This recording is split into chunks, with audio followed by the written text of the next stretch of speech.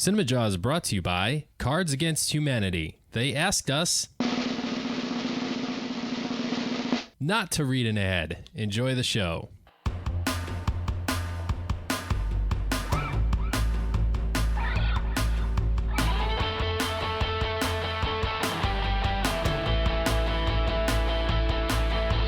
You're listening to Cinemajaw, the greatest movies podcast ever, recorded in Wicker Park, Chicago. My name is Matt Kay, and with me is Rye the Movie Guy. And sitting alongside us, as always, is our engineer and local filmmaker, Elias Rodriguez. How's it going, Jawheads? This week on Cinemajaw, Matt, we get a little adult, we get a little childish, we get a little artistic as we cover our top 3 favorite adult-oriented animation films. Animation for grown-ups? Yes. That's how I wrote it. They do exist, right?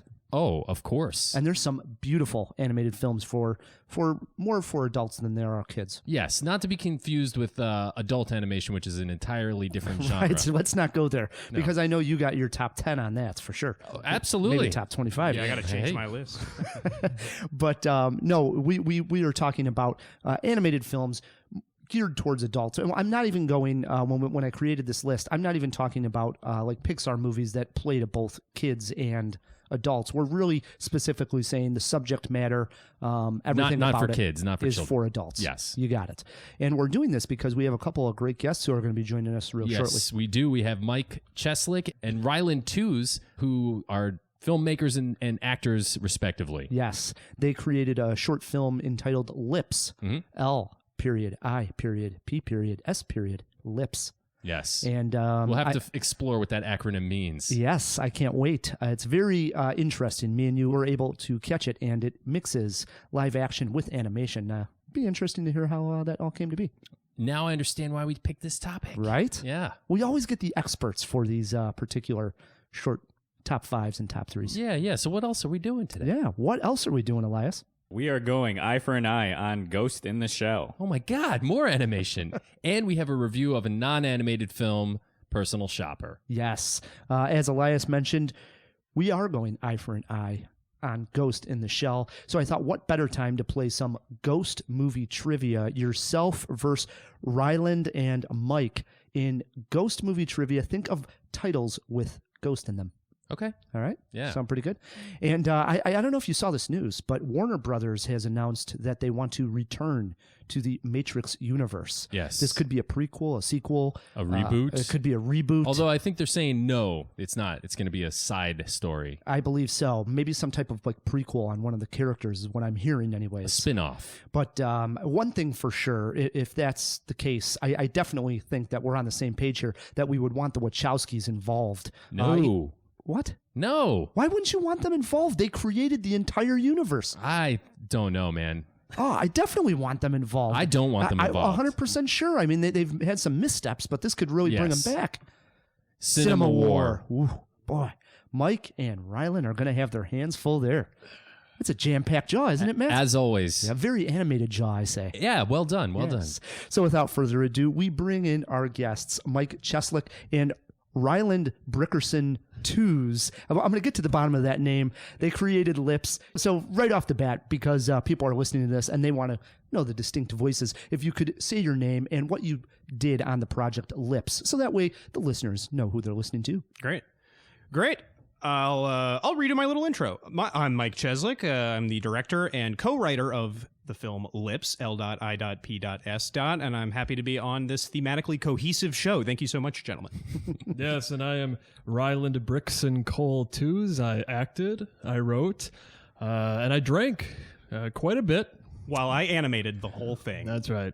So that was method acting when you were drinking on screen. Yes, some may call it that. It's not in the script. I'm just an alcoholic, actually. So, Now, we should note that you guys actually met our engineer and local filmmaker when he got out of the jaw box. And for a while, he was getting out of the jaw box every single weekend and going to these film festivals. And he still is. But at one point, he was just on a roll. And that's where you guys met Elias Rodriguez. Was it at Middle Coast Film Festival? Yeah, I was at Middle Coast Film Festival in Bloomington, Indiana. Is that the name of that city? Hell of a city. Everyone should visit it at least twice. Adorable. Mm-hmm. Yes, and you know when you go to these film festivals, you know the kind of people who you're going to bond with, and right away, these, a couple of Midwesterners And luckily they had a really good film, an entertaining film, which I believe is online now. So the Jawheads, if you're wondering what it is, L.i.p.stheshow.com. Yeah. L.i.p.stheshow.com. Yeah. Wait, what's that website? It's L.i.p.stheshow.com. You can watch our film Lips on there on L.i.p.stheshow.com. and what does LIP stand for? L.i.p.s stands for the League of Interplanetary Process Servers.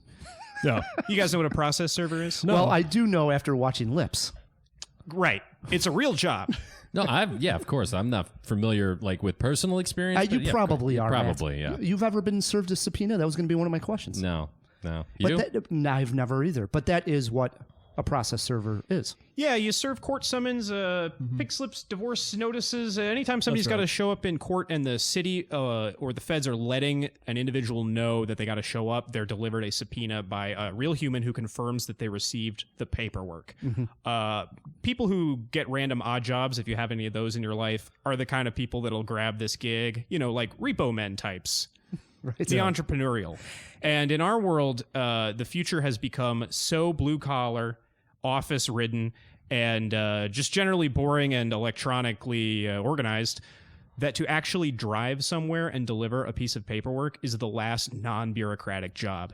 And the feat has become a Herculean, Flash Gordon, adventurous act to actually just drive somewhere. Yes.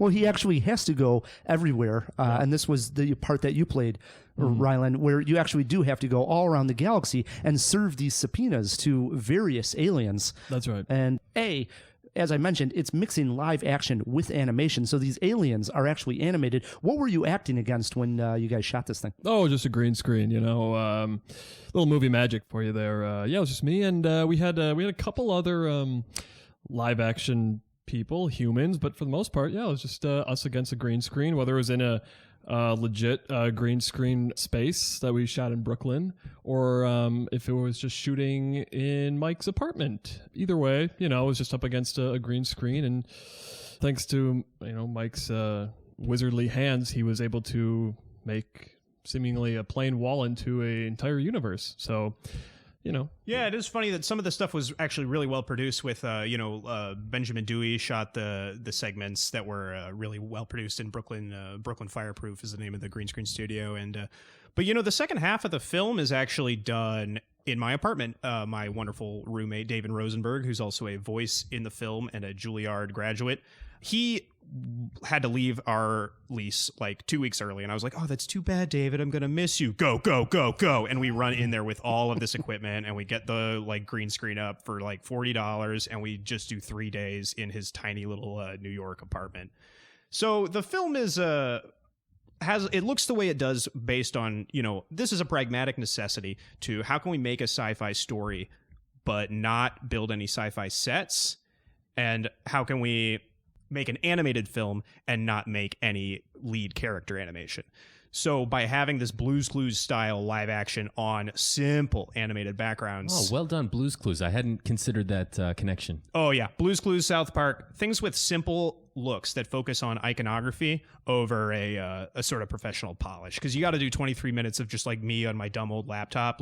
You're not going to make it look like highly rendered, cell shading, and it's not going to be spirited away. So it was just up to just making strong choices all the time. So as soon as you see a frame of lips, you're like, oh, it's lips.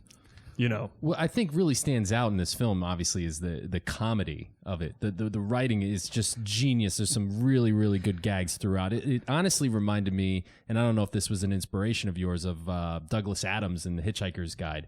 I mean, I loved it. I wanted to ask you guys about the comedy writing aspect of it. Yeah, sure. Basically, while we were writing it, of course, Mike and I have our own sense of humor, so a lot of it was just walking around, riffing off each other. But, while we were writing it, we didn't want to make it too blue. We wanted to... It's blue, though. I mean, it's blue. There's a couple of blue moments, yeah. Granted. Don't bring your kids. But... but a lot of it too is kind of how I said, as soon as you see a frame of the movie, you want to be like, oh, that's lips. It's kind of like some of the jokes. We wanted to make more lipsy jokes, what's joke on brand, right. What's on brand for a lips joke. So you could make an infinite amount of lips episodes, and different writers could join us. Of course, when it becomes the biggest selling show in the world, right. all of these people could subscribe to a philosophy of what is a L.i.p.s joke and what is a L.i.p.s character design. A L.i.p.s character design is just, it should look like it's drawn by someone who doesn't know character design. Right. But That's a why L.i.p.s joke, Mike drew it. You know? that's why I did what I did on purpose. But a L.i.p.s joke is like a specific thing we talked about. And I had just left Nickelodeon where there was a lot of like writing on brand. So, you know, film students, you're always taught to like write in your voice. No, don't. Stop it. Figure out how to write in a brand, and then people will hire you to pay you to write in that brand. Interesting. And I mean, a couple of the jokes, I think one of the first jokes, it might be the first joke in the series, really draws you into the exact world that you guys are creating. There's these two universes, and you describe one as being, you know, this interesting galaxy full of life, this other one with just random, you know, molecules and whatever. And then you say, I don't know which one we're in, but and then we're in the one on the left. Yeah, but we're on the one on the left. It just hooks you right away. And one of the jokes that I always think is a sign of good writing is when you allow the comedy to take a little breather and have like a long drawn out joke, such as the case when you finally get in the car with the girl and you start going at a speed of a mile or two per hour, and you think like, this is only how long is the total film? 22 minutes? Oh yeah, this is a 22-minute film. And you let that joke go for a good 30 seconds. It was longer than maybe that. over a minute. And when you think about it, that's a huge chunk of this film. But I laughed out loud at that. That was great. Glad to hear it. When we were making that pacing decision, like we were nervous about it. It was something that we talked about a lot because the pacing of the film is very strange. It's a film about delivering 30 subpoenas in 10 minutes in like supposedly real time. So our joke is that this short film can also function as season 1 of the L.i.p.s series. Some episodes in this season are 6 minutes and some are 2 seconds. So there's a lot of pacing whiplash in the film, and we definitely talked about that a lot. And how does that screen? Do people turn off their computers when they run into that? But in theaters, it's been working fine. We've nobody's walked out during the slow part. No. Yeah, we definitely discussed it a lot. Like you said, just is it too slow? But like, I don't know. I mean, I just think it's funny with how damn slow it is. And then she goes on and she says like, we got to deliver 29 subpoenas, in like 5 minutes. And it's 5 minutes have gone by of just doing nothing. And so, but then the second half of the film, I think, is a big payoff. Because then you really realize like, oh, goddamn, like these space cowboys, they can back their shit up. Like they actually are like badasses. Yeah, there are some breakneck moments of pacing in the film, so I would urge you to go to lipsshow.com and not be worried about it being too slow, because it's not too slow. It is, in if anything, too fast. Now, Mike, you dropped a bit of a bombshell in there, and I didn't want to let it pass by. You mentioned that you worked for Nickelodeon, which is a pretty cool accolade credit to have. Oh, well, that was a cool gig. I was in the promos department, so it's not like I'm telling stories while I was there. That's awesome. Look, promos are the future of art. If you see a good promo, it can influence you in a deeper way than I would argue any narrative, because narrative all follows the same structure. But messaging, programming, messaging, all right? In the same way that when a poem has a structure, and by like limiting your poem within that structure, you can do something more beautiful. If you are focused on messaging, program times, that is the constraint by which you can create great art. It's no joke either. I saw your reel. There was some pretty amazing stuff there. Good They let job. you write funny stuff at Nick. I think their promos are great. I mean, like, I don't know. It's fun to joke about promos, but people make really cool promos all the time. Have you seen the FX Simpsons promos? No. That is awesome. I gotta People catch make up with really it. artistic, well-animated promos. I gave up on The Simpsons. Like, it's like I'm a completist, and I just couldn't keep up. I mean, there's like 25, 30 years of Simpsons now? How Yeah, long? they're going for 30. I think on 30 they're going to cut it off. They've been saying that for... Yeah, I know. They said that at like 15. This is a question we've thrown in the jaw box, but it was years ago. So throw it back into the jaw box. What year are they on The Simpsons? It's way up there. It is insane. So at Nick, though, I wanted to ask, do people like walk around with buckets of green slime just waiting for you to say, I don't know, so they can dump it over your head? We got a vial. I'm going to get somebody one of these days. Good. All right. I got a little vial of it. My suspicion was confirmed. Thank you. Good stuff. Now, it also should be noted that you actually did some animation on a film that is on Netflix, I believe, is Baz Luhrmann's The Get Down. And season 2, it was announced that there is some animation, and you are one of the lead animators on The Get Down. Yeah, this was going to be a secret till next week, but just today at noon, Vulture dropped a Baz Luhrmann interview where he talked about, yes, there will be some animation in season 2 of The Get Down. So now that he said it, I think I can say it. So for all of you listening, I am saying it after Baz said it at noon today on the 22nd.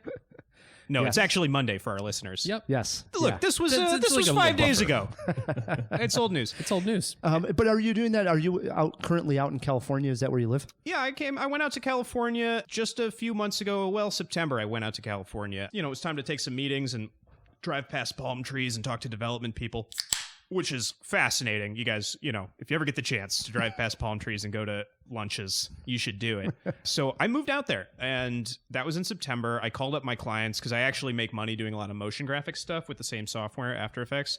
Called up my clients like, hey, would you guys continue to hire me if I moved to the West Coast? And they were like, we thought you were on the West Coast, because I never go in. All of this kind of work is remote. So I kept some of my same corporate clients and just went to LA and started doing meeting stuff for L.i.p.s. And I'm out there now.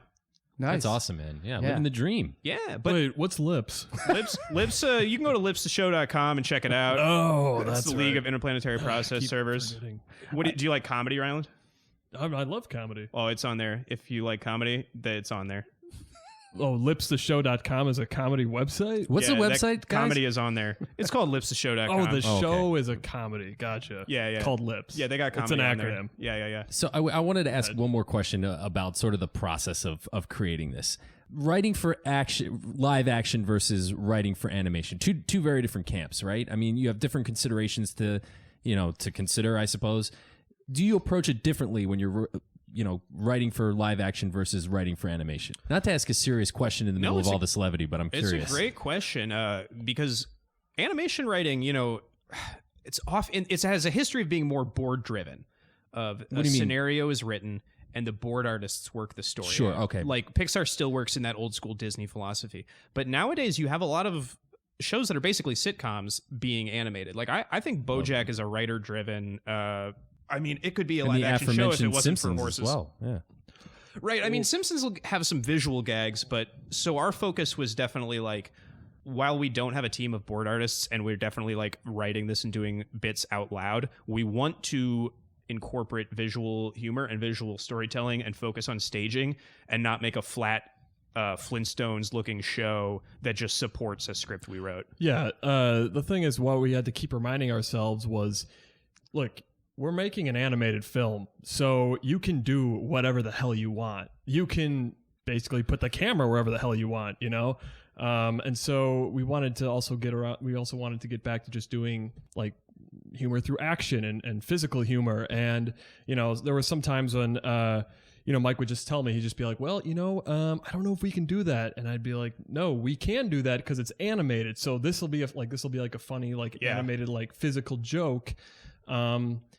And and then he was like, thanks, jerk. Now I have to draw this. Well, that was great for me because I could just sit there and riff, and Mike would be like, yeah, I mean, I guess I technically could do that. Like, then we got to do it. And he's like, yeah, okay. It's valuable to have that person in your life who doesn't know how the software you're using works and then asks for ridiculously tall orders, and you hate him for 2 seconds until you're like, hate is so strong for a movie. No. Right. Yeah. Because, I mean, I think for the most part, we did a pretty good job of just not doing, of course, I mean, it's like, when Alice and I are in the ship, yeah, it's just it's flat staging. It's flat staging. But I think once it gets to the fast missions, it's pretty satisfying. I think we do, because like Mike said, we shot in an apartment building we did 2 shoots in the second, when we did the fast missions, it was all in his roommate David's apartment, just his room, but Mike was able to, make us bigger or smaller or, No, you just got to think in a variety of different staging ways. Yeah. It's hard to, and I think it just filmmaking in general, it's a tough thing to do, is unleash the constraints of staging and think of how many different camera placements and, marks and blocking possibilities there are that can tell story. And I'm not saying how well we did it, but I am saying it's something we try to think about a lot, is telling the story visually, whether that means crazy animated stuff or just placing characters in a way that tells story. That's a tough thing to think about, and that's at the core of directing. And one of the questions I had for you, being an animator, I know I helped Elias on think twice. And being there and seeing how hard work went into it, you hope that everybody, when they're watching the movie, gets every little detail. When you're animating a movie, and some of these are quick gags, some of this animation I'm sure you worked on for a long time is literally on screen for a second or two. Do you sometimes get upset that the audience just misses it? We love honing that stuff. It's fun to have a film that is of a high density where you really focus in and you get your sound designer to hate you because you're like combing over something over and over again. Our sound designer is Bob Bardo. He's the most talented person on planet Earth. And we worked with him a ton to like, how can we make this hit? Like, how can this sound effect be perfect? How can the timing on this be as funny as possible? And like, you know, we did as much as we could with our resources, but if it was up to me, I would just spend a week on every gag just talking about it and going over and over and over it. We also think really highly of physical comedy. It's like looked down on or something because people do it wrong and they think it's bad. It is not. Physical comedy is at the core of cinema, and it can be so well done. And there's so many examples from around the world over the past 100 years of really well done, precise physical comedy that reveals character. No. And that's something we really believe in. I don't see physical comedy being done very much. Well, they do it with CGI nowadays. That's the problem. You think so? You do it with CGI, like these big, studio films now. They do it with CGI, and like, yeah, it might look real, but it's still like you can still kind of tell it's CGI. In the back of your mind, there's something about like knowing something's CGI and not real. And it's not funny. It's not as funny. But if you really know that guy hurt himself on screen, you think that's hilarious. Yeah. Yep. And look, we use graphics in our film, so like we didn't do it, but one day. But one goddamn day. I'll actually be getting my ass kicked. Yeah, we got to get there. We got to get there. Now, I know we joked a lot and mentioned the website numerous times, but it's exciting because it is out on the internet for all the jawheads listening to this to check out and follow along all the fun. So once again, the best place to do so online is L.i.p.s. The show.com. Yes, lipstheshow.com is where you can find Lips. It's also, of course, embedded on YouTube and Vimeo. And if you want to be an After Effects animator, give me a call. Oh, what was actually really interesting about going from L.i.p.s, where we're kind of figuring all this stuff out on our own, to the Get Down, was that our animation director on the Get Down had just come from Archer, where they had used the same software that I was using on L.i.p.s, which is After Effects, a piece of software not developed for character animation.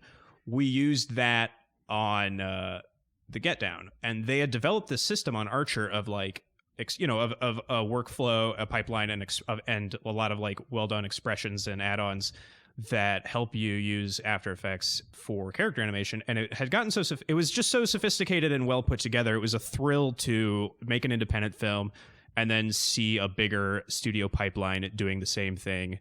Yeah, I mean, anybody can learn it. Like, After Effects is an amazing piece of software. I recommend all young film people learn that if they want to make images of anything. You don't need a big budget to make a movie about outer space. You can just learn After Effects. I am actually self-taught in After Effects, and I got a life-changing career out of it. So, yeah, Elias. And what about if the Jawheads want to follow you guys individually on Twitter? Oh, sure. You can follow me at Ozanzaguan. It's on Twitter. That's the name of my character. I should probably mention. That's the name of my character in the film L.i.p.s. that you can check out at lipstheshow.com. At Ozanzaguan, which is OZANZIGWAN. Well done. Yes. Good luck. I haven't spelled anything in a while. It's been a while since school. I don't read. It's true. So Ryland's coming out to California with me right now. Oh, nice. Yes. I was just out there for a little visit. Went quite well. Yeah, the development cycle on L.i.p.s is probably winding down, but we got closer than I thought we would, and we got to meet a lot of people. It was really great. We were we got the changing of the guard. Mm-hmm. Is that a Seinfeld thing? A Seinfeld joke of you get your show sold and the guard changes. Right. Yes, that is from Seinfeld. Yeah, we met a lot of great people, and then I think we got hit by a few probably a double changing of the guard situation. Really, but learned a lot and.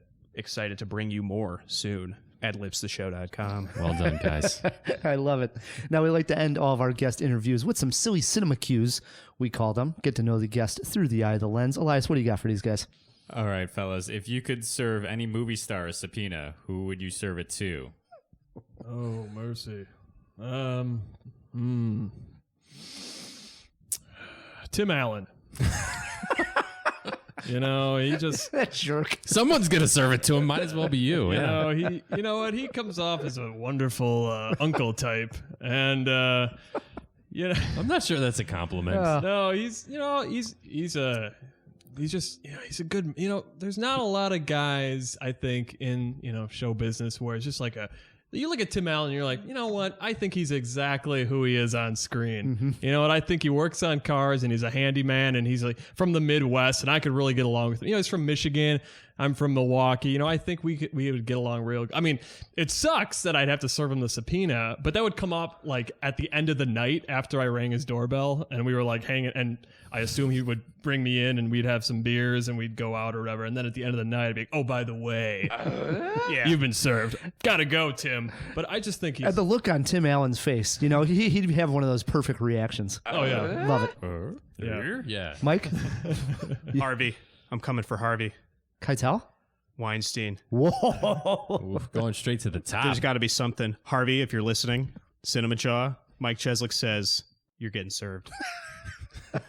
He does listen, by the way. I'm sure. I am so sorry, sir. He's standing I behind love you. the King's Speech. I think so highly of your work. You've given a voice. Nope, Oh, too I late. love it. Too How late. he- Too late. I love Yeah. how he edits down all those old kung fu movies. How he just tears them apart and changes the aspect ratios. I think that's great. Elias, you got another one? Yes, one more. So if you could reboot any movie with a huge budget, but you had to film it on a green screen in your Brooklyn apartment, which would you reboot? Wait, so we have a big budget? No, Big the budget. original was a big budget. No, They you have a big budget, but you still just have to shoot it in a. Oh, that Keanu Reeves movie that tanked, but it's such a cool story. Is it the 47 Ronin? Is that what I'm thinking? 47 Ronin? Oh, Sure. that Ronin. needs to get a really crazy like lo-fi Kung Fury style remake. They just need I guess I heard it wasn't good, which is too bad. I haven't seen it myself. I actually have it on Blu-ray and have yet to even watch it. So that's a testament to how good it is. If it's got a camp factor to it, they should just lean into that a little harder and do the Kung Fury version of 47 Ronin. I think people would come back. Like that's a movie you could reboot a month later and people would be like, "We'll give him another shot." It has to be a big budget movie, of course. I'm going to have to go ahead and say... It's a tough one. yeah, it is tough. But I will have to say Waterworld. Ooh. And I would just fill the apartment up with water, and we shoot Get on like a film. kiddie pool. Do it in a kiddie pool. We'd shoot on film, so there would be no electrical problems with all the fucking water everywhere. And yeah, I mean, it probably would make just as much money as the original did. I heard you talking from across the restaurant end. I'd like to fund this film. No, perfect. Hello, Mr. Weinstein.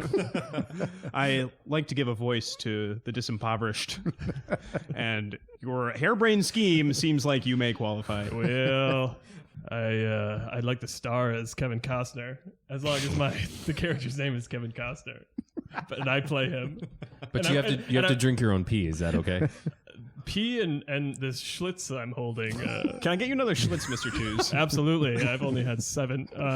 Oh, boy. This is good stuff. Genius answer. Thanks. Yeah. All right. So Mike and Ryland are sitting in on this entire jaw. They have their favorite animated adult films. That sounds wrong. No, yeah, it does. Oh, yes. They have their favorite animated films geared towards adults. Better. Is that better, Matt? Are you Better. okay with that? Animation for grown-ups. There you go. Yeah. Animation for grown-ups. That's where I'm going. I'll stick with that. Okay. All right. Brings us to a segment called Eye for an Eye. Elias? Eye for an eye. Interested or ignore? Ghost in the Shell. In the near future, Major is the first of her kind, a human saved from a terrible crash who is cyber-enhanced to be a perfect soldier devoted to stopping the world's most dangerous criminals. The film stars Scarlett Johansson and is directed by Rupert Sanders, whose only other feature-length directing effort was 2012's Snow White and the Huntsman. We throw it over to Rye. I do have to admit, I've heard of Ghost in the Shell forever. It seems like it's been around for a long time. Since the 80s, I think? But I've never seen it, read it. I know nothing about it. Saw the trailer with Scarlett Johansson and was totally hooked. I know she was, what was that movie that she was in where she was... Lucy. Lucy, yes. And See, I just read your mind, dude. Yes, Maybe you I'm did. like Lucy. right. It's And crazy. she proved herself, obviously she's also Black Widow, proved herself as sort of being in this like Action star. action star hero. This Ghost in the Shell, I mean, the look of the film. So what you're saying is she's stretching as an actress. She's really taking on some new. But it really looks rather interesting. And not knowing the story, I'm definitely interested to finally take a plunge in The Ghost in the Shell. We throw it to Ryland. So wait, wasn't Rupert Sanders the one that was getting it on with Kristen Stewart during Snow White I and the believe so, Huntsman? yes. Yeah, all right. Throw that in the jaw box. Double check, because I don't keep up with the tabloids, but I do believe Yes, you're you right. do. No, I don't. Yes, you do. Adult animation. She cut off all her hair, you know. She got a buzz cut. I saw. Yeah. We'll be talking about Kristen Stewart more for sure on this episode. I'm actually, you know what? What was that? 1995 animated movie is wonderful. The new one I am also intrigued to see. You know, people keep ragging on it like, oh, Scarlett Johansson, she's not Japanese, whatever. But like, honestly, I think most moviegoers, it doesn't faze them at all as long as the movie looks badass, and I think it does. I think just about every frame in that trailer, and from what I've seen, it just, you know, it's just like it's eye popping. They're definitely, even though it's kind of like a shot for shot, I think kind of remake is what I've heard. Like there are some bold decisions being made, and I think Scarlett Johansson's look looks great, and I mean I think it'll be action packed, and so I say yes. There you go. Interested. It's an interested. Mike? Cool. Yeah, I mean, I thought there were some strong images in that trailer, and I like the first film. One thing about the first film is that it is narratively twisty and turny, and maybe a little too complex sometimes. I got to be honest, I have a little trouble as an audience member following that plot of the first one, of the beats of the plot. To me, maybe I'm a bad viewer. I don't think that film is convoluted, but it's a little much. And I only bring that up because I'd be interested to see the Western, streamlined, Sid Field version of the same story. It'll be interesting to see what they do. But I thought the trailer was badass, and they put some cool images on that screen. Well, and Phil, are you a fan of the original manga? I know you're into. I haven't seen it. Editor Phil's big into manga. I say manga, Phil. Is that okay? Manga. Okay. He doesn't care. Well, he's a fan. As a fan. All right. I'm not going to Call interview him Phil. Schlitz, Phil. Phil, can I have another Schlitz? All right. I'm going completely against the grain here. Everybody's expecting me to go for the summer blockbuster, and especially one that's based on an animation and a comic book, but ignore. I don't think Scarlett Johansson is doing anything new with her career. I'm tired of them just mining through old comic books for something that they can make into a movie. Yes, we have the technology and the capability to do amazing things on screen with an old animated film, but do something new, for God's sake. So... Wow. Yeah, it looked okay. I didn't see this coming at all. Holy Elias, moly. I'm blindsided. Wow. What do you got, buddy? I'm going to bring it back to interested. As you guys are saying, the images, they're freaky and they look awesome. If this gets us one step closer to a live action Akira, I'm all for it. That seems like it's been in the works forever. Yeah, I think Scarlett Johansson actually signed on to star in it. So. And scene. Yes. Well done. All right. We got 4 interesteds for Ghost in the Shell. 1 ignore, and it comes from Matt K., Hey. who seemed like he would be the most obvious interested. Yep. Every once in a while, you shock us, Matt. Yeah. I'm just not that stoked for this. Yep. Speaking of new movies, Matt, just 3 years ago, Kristen Stewart had a strong supporting role in the film Clouds of Sils Maria. The film was directed by Oliver Assayas. Feeling some great chemistry, the two have reteamed for the movie Personal Shopper. Me and Matt hit the theater to see if the magic was still there. My twin brother Louis died here. It's been 95 days. We made this oath. Whoever died first would send the other a sign. From the afterlife.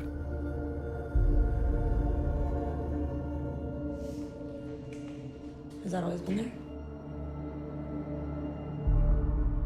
Louis, are you here?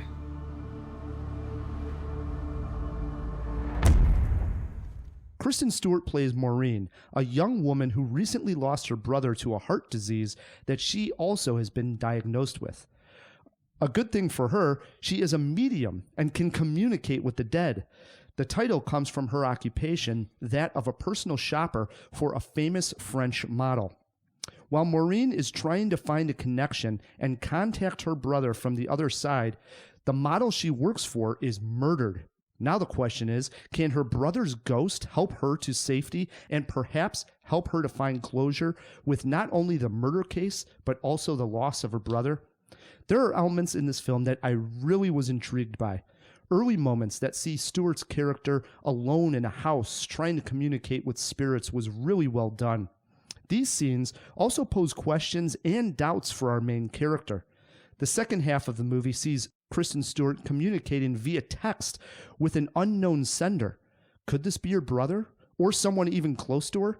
The story's Ambiguity. One more time. Ambiguity. Vagueness. The story's vagueness is what makes it so interesting. Kristen Stewart carries the film here, Matt, and does a wonderful job. This is not a scary ghost story, rather one to think about after viewing. I say seek it out. Did you feel the same? I have some serious mixed feelings about this, and I've been pondering it really, really hard ever since I walked out of the theater.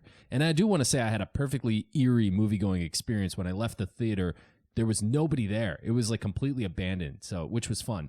It's an eerie movie. It's also a bit of it blends genres. It goes from one to the next. There's a bit of a mystery in it, almost like a Scooby-Doo episode. There's some paranormal activity going on in here that plays out kind of like a horror film. And then it's just kind of like also a bit of a everyday thriller. I like the themes of isolation in here, but the texting thing got a little long for me. Sure did. Oh, Yeah. God, I felt it too. Were there Way shots too of much. phones? Tons. yeah.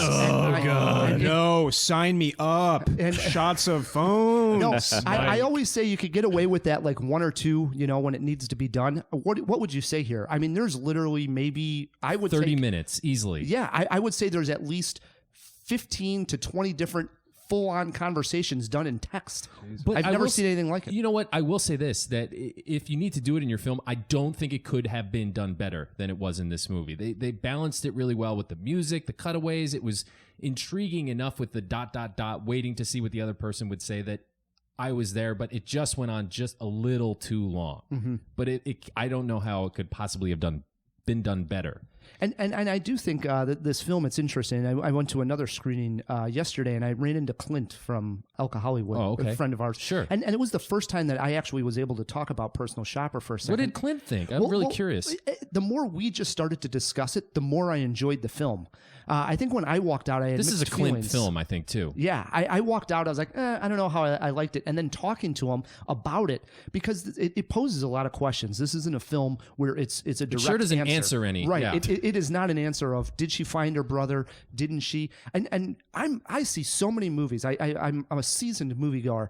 I almost never miss the message of the movie, and I felt like I missed it here. There's a scene where at the end a door opens. Clearly, a spirit walks through the hotel door and leaves, right? And I didn't know what that even was representing. Was that her brother? Was that her? Okay.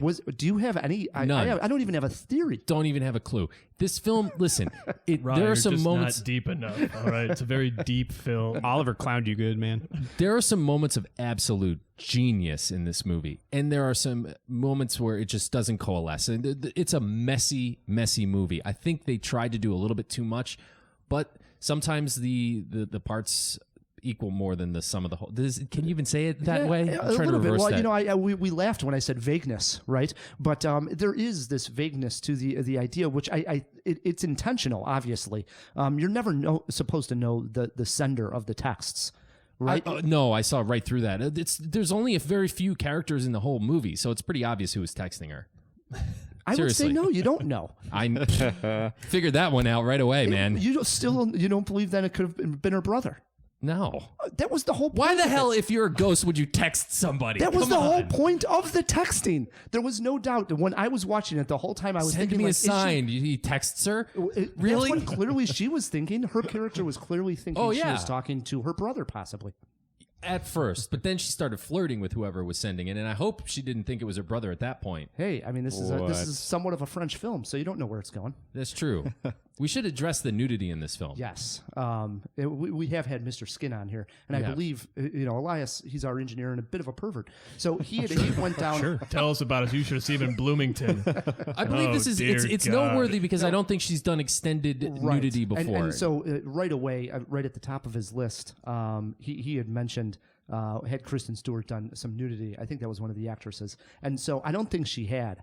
And in this particular instance, she is nude for quite a bit of time. Yeah. So it should be it's noted. drawing some controversy too. So it's interesting. Because I don't know if it's necessarily necessary in the story. It's honestly, and we'll get to this when we answer our questions, but I think this is one of the most awesome scenes in the film, and not because not from a base. No. Of course, yes, I do appreciate the female form. Yeah, of course. So shallow. Right.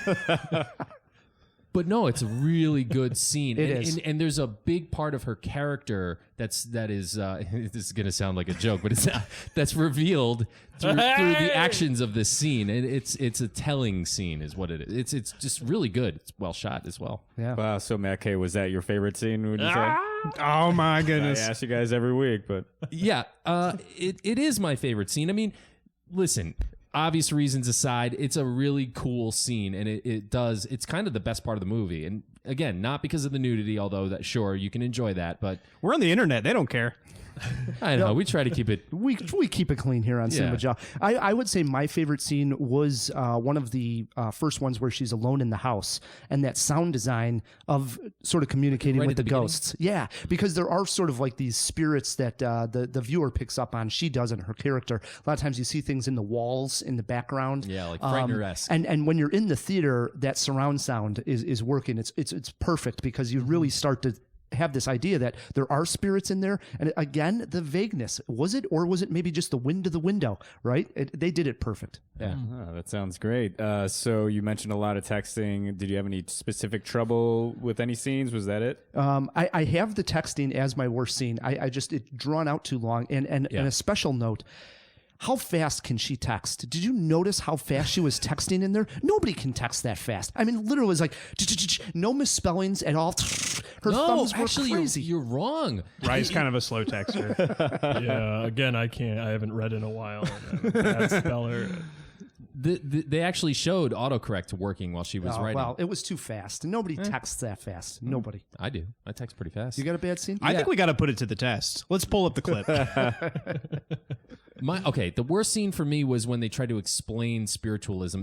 There's also a whole bunch of loose ends which I won't even get into because they introduce stuff and then it doesn't go anywhere.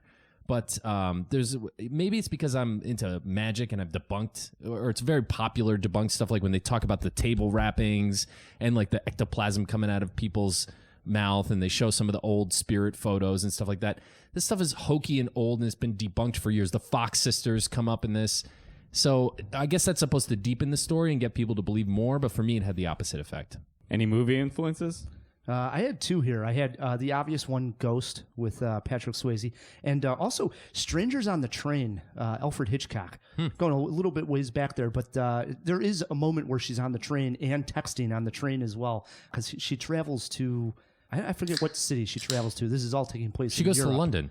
That's where she goes. She's in Paris, and right, then she and goes then she goes to London. Right. That's what it is. So she's on this train ride to London, and a lot happens, with the texting, and that's when I did anyways. Matt obviously didn't. I thought she was communicating with her brother at that point. And I knew had that exactly who it Hitchcock- was. Hitchcock feel. I would say The Others. Remember this one? Oh yeah, what, Nicole Kidman? Uh-huh. And if I had to pick another one, I would say The Frighteners, only because of the special effects. It had a bit of a Frighteners feel to it. Yeah. What did you learn from this movie? Damn it, I wrote a one-word review. Well, I learned what Kristen Stewart looks like. No. man. What did I learn from this? I don't know. Nothing. Nothing, huh? Yeah, I'm still trying to figure out what the hell this movie meant. Yeah, I am too. I learned that I need to pay more attention when I go to see Oliver's films, I guess, right? I loved Clouds of Sils Maria. It was one of my favorite films, sort of snuck up on me. And this one, interesting. I guess I did learn, and she is on a roll. Kristen Stewart has turned her Absolutely career great around. performance. It's even if I didn't necessarily get this movie 100%, I would still say see it for the performance. She was Agreed. excellent, Big So time. I would say that. Good to know. That talks me into it. I don't think she's ever been bad for me. I always like every one of her performances. Yeah, It's easy I to guess point to it's- Twilight. Yeah, I guess the Twilight. Like, Oh, I didn't wasn't see into those. them, There you right? go. Yeah. But yeah, you're right. Since she graduated from that, she's really And arguably, she wasn't bad in those films. They're just bad movies. Right. Yeah. That sounds like a future CinemaWAR. Who has the better career, Emma Watson or Kristen? Stewart. Yeah. It's interesting you bring that up because they do look a lot alike, don't they? She's like, you don't think so? No, what are you talking about? Really? No. You think they look alike? I don't I think do. they look alike. I mean, they similar. Can we agree to similar? They're both female. Yeah, I'll give you I that. don't know. I think they look alike. All right, how about a one-word review? Boo. Boo-hoo. Mysterious. All right, let's assign some grades here. Matt, I do really enjoy talking about this one. I think the more I would talk about it and the more theories people pose, the higher a grade. I would go 2.5 Jaws on this. This is a really good movie. Maybe It is- 3, though. Maybe yeah, 3. I go 3. Yeah. It's a good movie. It's going to make people talk. There are some things that will frustrate you, but overall, I think this is one to see. Yep, there you go.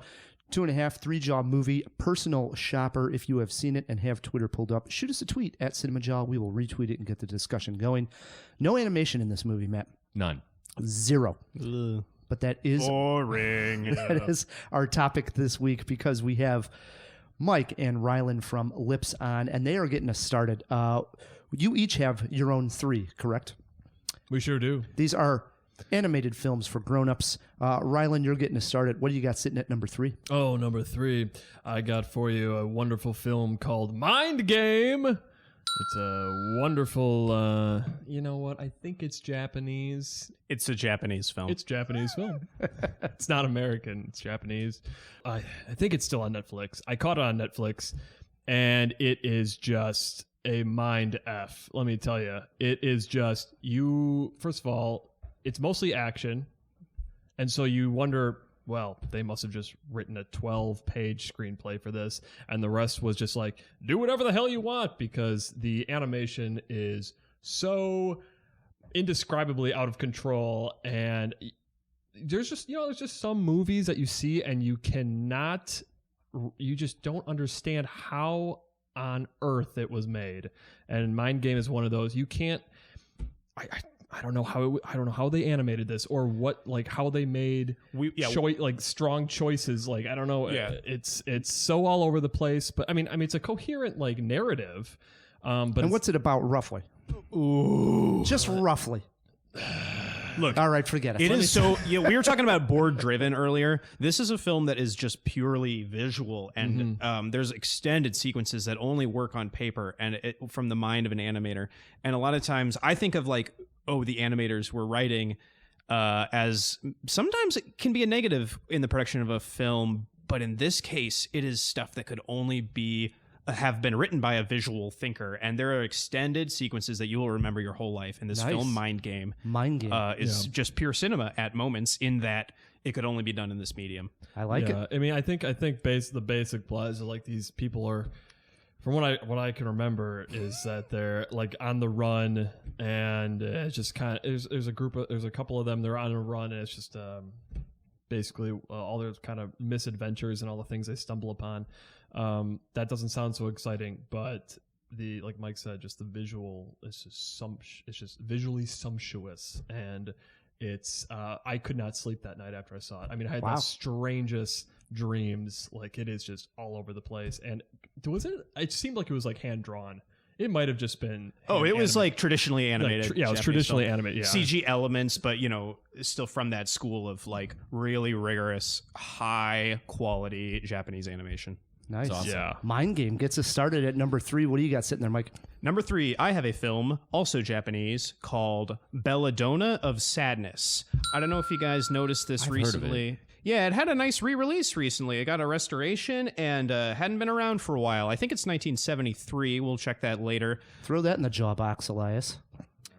One of my favorite artists of all time, Osamu Tezuka, the creator of Astro Boy, the Japanese godfather of manga, he created, 10 pages of manga that he drew himself every day, 10 a day for 50 years. This is a rigorous, hard-working man who has made a lot of my favorite comics. And he went into animation in the 50s and 60s. And they made a documentary about him, didn't they? There Or am I is a mistaken? documentary about him that I've seen. I'm not sure of a major theatrically released documentary. I'm not aware of that. I could be wrong. I think I've seen it. Oh, cool. There's a great one about just his work process. It's not a biography. It's just a documentary just showing a day in the life. But he's a hard worker, and he did a 3 after kind of developing a lot of anime techniques that we know and love today with the Astro Boy show, he released 3 adult films, and these are actually a little closer to the word adult we were joking about, like kind of erotic films. You could actually just watch them today as R-rated, but in the 70s they would have been very adult, like pink films or whatever they call it in Japan. The first 2 I have not seen. Tezuka directed those himself, I believe. And the third one that he did not direct is called Belladonna of Sadness. It's very violent, very, very R-rated, psychedelic trip of a film. It's Japanese animators working in a European watercolor style. A thing I really admire about the film is that it has an animation method like those Astro Boy cartoons on the television that use limited animation effectively. They make strong choices with a limited budget to make something memorable. They put the cell of the character in the middle and move the background behind him. Right. Yeah. And stuff like that, we make fun of it now, but I think to be able to, the resorcefulness, I think that's absolutely. its own kind of artistry. Yeah, you guys did it in L.i.p.s, and it worked wonders. I loved it. Yeah. Thanks so much. I mean, that's, it's what was it's what I admire when people with a unique voice on a smaller scale are able to make a strong image. And so these are beautiful watercolors and a couple choice moments of genuine psychedelic animation and a lot of like panning past watercolors and line drawings. It's a more European style. It's very impressionistic, expressive, not literal. Impressionistic. Anyway, this is a film you'll remember your whole life. It's got an awesome psychedelic soundtrack. Like back when Psych was more like guitar and drums, garage rock Psych. Not that Pink Floyd soundscapey stuff. Acid rock, I'll say. 1973, just hell of a soundtrack, hell of a film, highly recommended. I saw it at the Metrograph in New York. They opened that theater with like the best 2 months of programming I've ever seen, and this is one of the films I saw during that time. Nice. Highly recommended. Wow, we're getting off some strong number 3s. What do you got, Matt? I'm about to take it right down the tubes, guys. I'm making changes on my list as we go because I'm nervous. All right. Look, I wanted to do stuff that I think my picks are pretty pedestrian. My Of course they are. number 3, and this is a genre and topic I love. I love it, but I'm that impressed with South Park, Bigger, Longer, Uncut. Yeah. Yes. I think it is an absolute masterpiece, and it's tough to approach it. But I have 2 more that are going to be higher on the list. They knocked it out of the park with this. It's just as poignant today as it was when it was released, and that's difficult to do with comedy, especially animated comedy. Yeah. And with all the pop culture references, somehow it still rings true. So That film is packed, too. It is packed. super dense. Yeah. Great What comedy. would Brian Boitano do if you were here today? Right. And we break into song. Well, and I just want to say, too, Mike and I always say, well, God damn it, if we're going to make a feature film, we're going to make it 80 minutes long. And that's like South Park, the movie. It's 80 minutes. It's just like it hits you like a ton of bricks and you don't know what hit you, but you are so thoroughly enjoyed, and then it's out. Yeah. Just drops the mic and it's like, see ya. It's just like it doesn't need 2 hours. It's just like you come here and every single like minute, every single second, it's just like bam, bam, bam, bam, bam, and then it's just like done. And I don't know. I just think when films can do that, if you can pack a film so full of entertainment like that, like it's just like that's just as good as like a 3-hour movie because And the Les Mis medley towards the end is like, oh, future Tony winner right here. It's amazing. Get chills. Even like joke. That's the weird thing about music. It's so much more powerful than film and everything else we do. Music, like you get so hyped up during the South Park Les Mis like parody medley thing that like makes me emotional. And it's like making fun of. There's nothing earnest in it at all, but music is just so powerful. And he's a good songwriter, future Tony winner, that it's just a thrilling sequence. That's right. Yeah. Agree. Nice pick, Matt. Okay, I go figured ahead. South Park would pop up on your list, right? Sure. Swings it over to my number 3, and it is my most pedestrian pick on my list. I'm actually just going to keep it. I was going to switch to one of my honorable mentions, but I went with 2007's Robert Zemeckis' adaptation of Beowulf. Yes. Yes. Yes. Oh, yeah. So people approve of this. apparently. Yes. Right guy. Correct. Yes. Correct. I got one right. I flirted with this as well. Good job. Let me be very clear. Yeah. We love this film Beowulf. Oh, it's so good. We love this film underrated. Beowulf. All right. Jesus. Wow. What the heck? Wow. You picked a good one. Yeah. So I remember I went to go see this. Okay. One of my main complaints was this is where I would like to see a lot more animation. Not like necessarily adult oriented in topic. It can be something like Beowulf, or let's just use How to Train Your Dragon, or something along the lines. But it could be more for a late teen, early adult type Are crowd. you talking specifically in the fantasy genre? Or? No, yeah, along the lines, like if they were to make, I like Zelda, right? If they were going to make a Zelda animated film, I'd want it to be for a little bit older of a crowd, not pander to both, 5-year-olds and 19-year-olds. The You know new what I game mean? got that right. Yeah, and so Zemeckis came out, and I no doubt it's a smaller audience for it, right? They're not going to have the kids. Comes out, you got great voice acting here by Angelina Jolie, Anthony Hopkins, Crispin Glover, John Malkovich is in there. The animation is fantastic, and I remember seeing this in 3D, and it was one of my first experiences with the new 3D technology, which later we would see, sort of perfected with Avatar and so forth. But this was the first time I had saw it where I was like, oh my God, this is amazing. They're going in and out of like the dragon's heart. He was trying to grab the heart at one point near the end. Action sequences were well done. And Angelina Jolie is basically walking around nude in animated form. But it's not even her, right? It's not even her. That but movie's I a loved party. it all. I loved it all. Yeah. So They've sort of gotten away from that like super hyper realistic animation, which was a thing for a bit. I mean, they made that movie right in the uncanny valley. I haven't seen it in a minute, but like to switch between just genuine mocap roto and then like animator artistic license is got to be tough. And I never was like weirded out in the uncanny valley while watching that film. That movie is just a party, and it looked good the whole time. I thought. I guess I got to go back now just because I've seen similar films now, see how that work has aged. But man, it always seemed awesome, and we love that film. Yeah. Ryland's seen it Apparently, yeah. a Well, I'm bunch. just gonna say right now, my number 2 is Beowulf. And yeah, I mean, it. Well, I aspire to be. I think a lot of people aspire to be more like Beowulf in their everyday lives. So, I aspire to be more like Scott Baio. well, oh He man, was Charles in Charge. I mean, come on. I get the ahead. two confused, honestly. Yeah. Which one has the mane and hangs out in mead halls and kills serpents? Scott Baio. It's got, oh, That is yeah, on Baio. Full House, Yeah. right? Scott Baio. Yeah, right.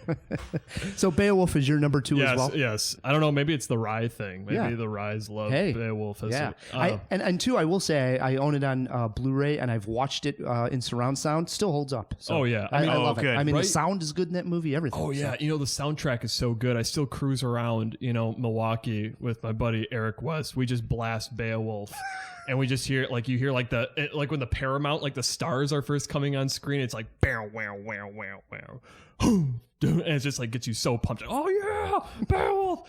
And again, this is the thing too, is like the first half of the movie, it really is just like a love fest. You're just like, God, Beowulf's so cool.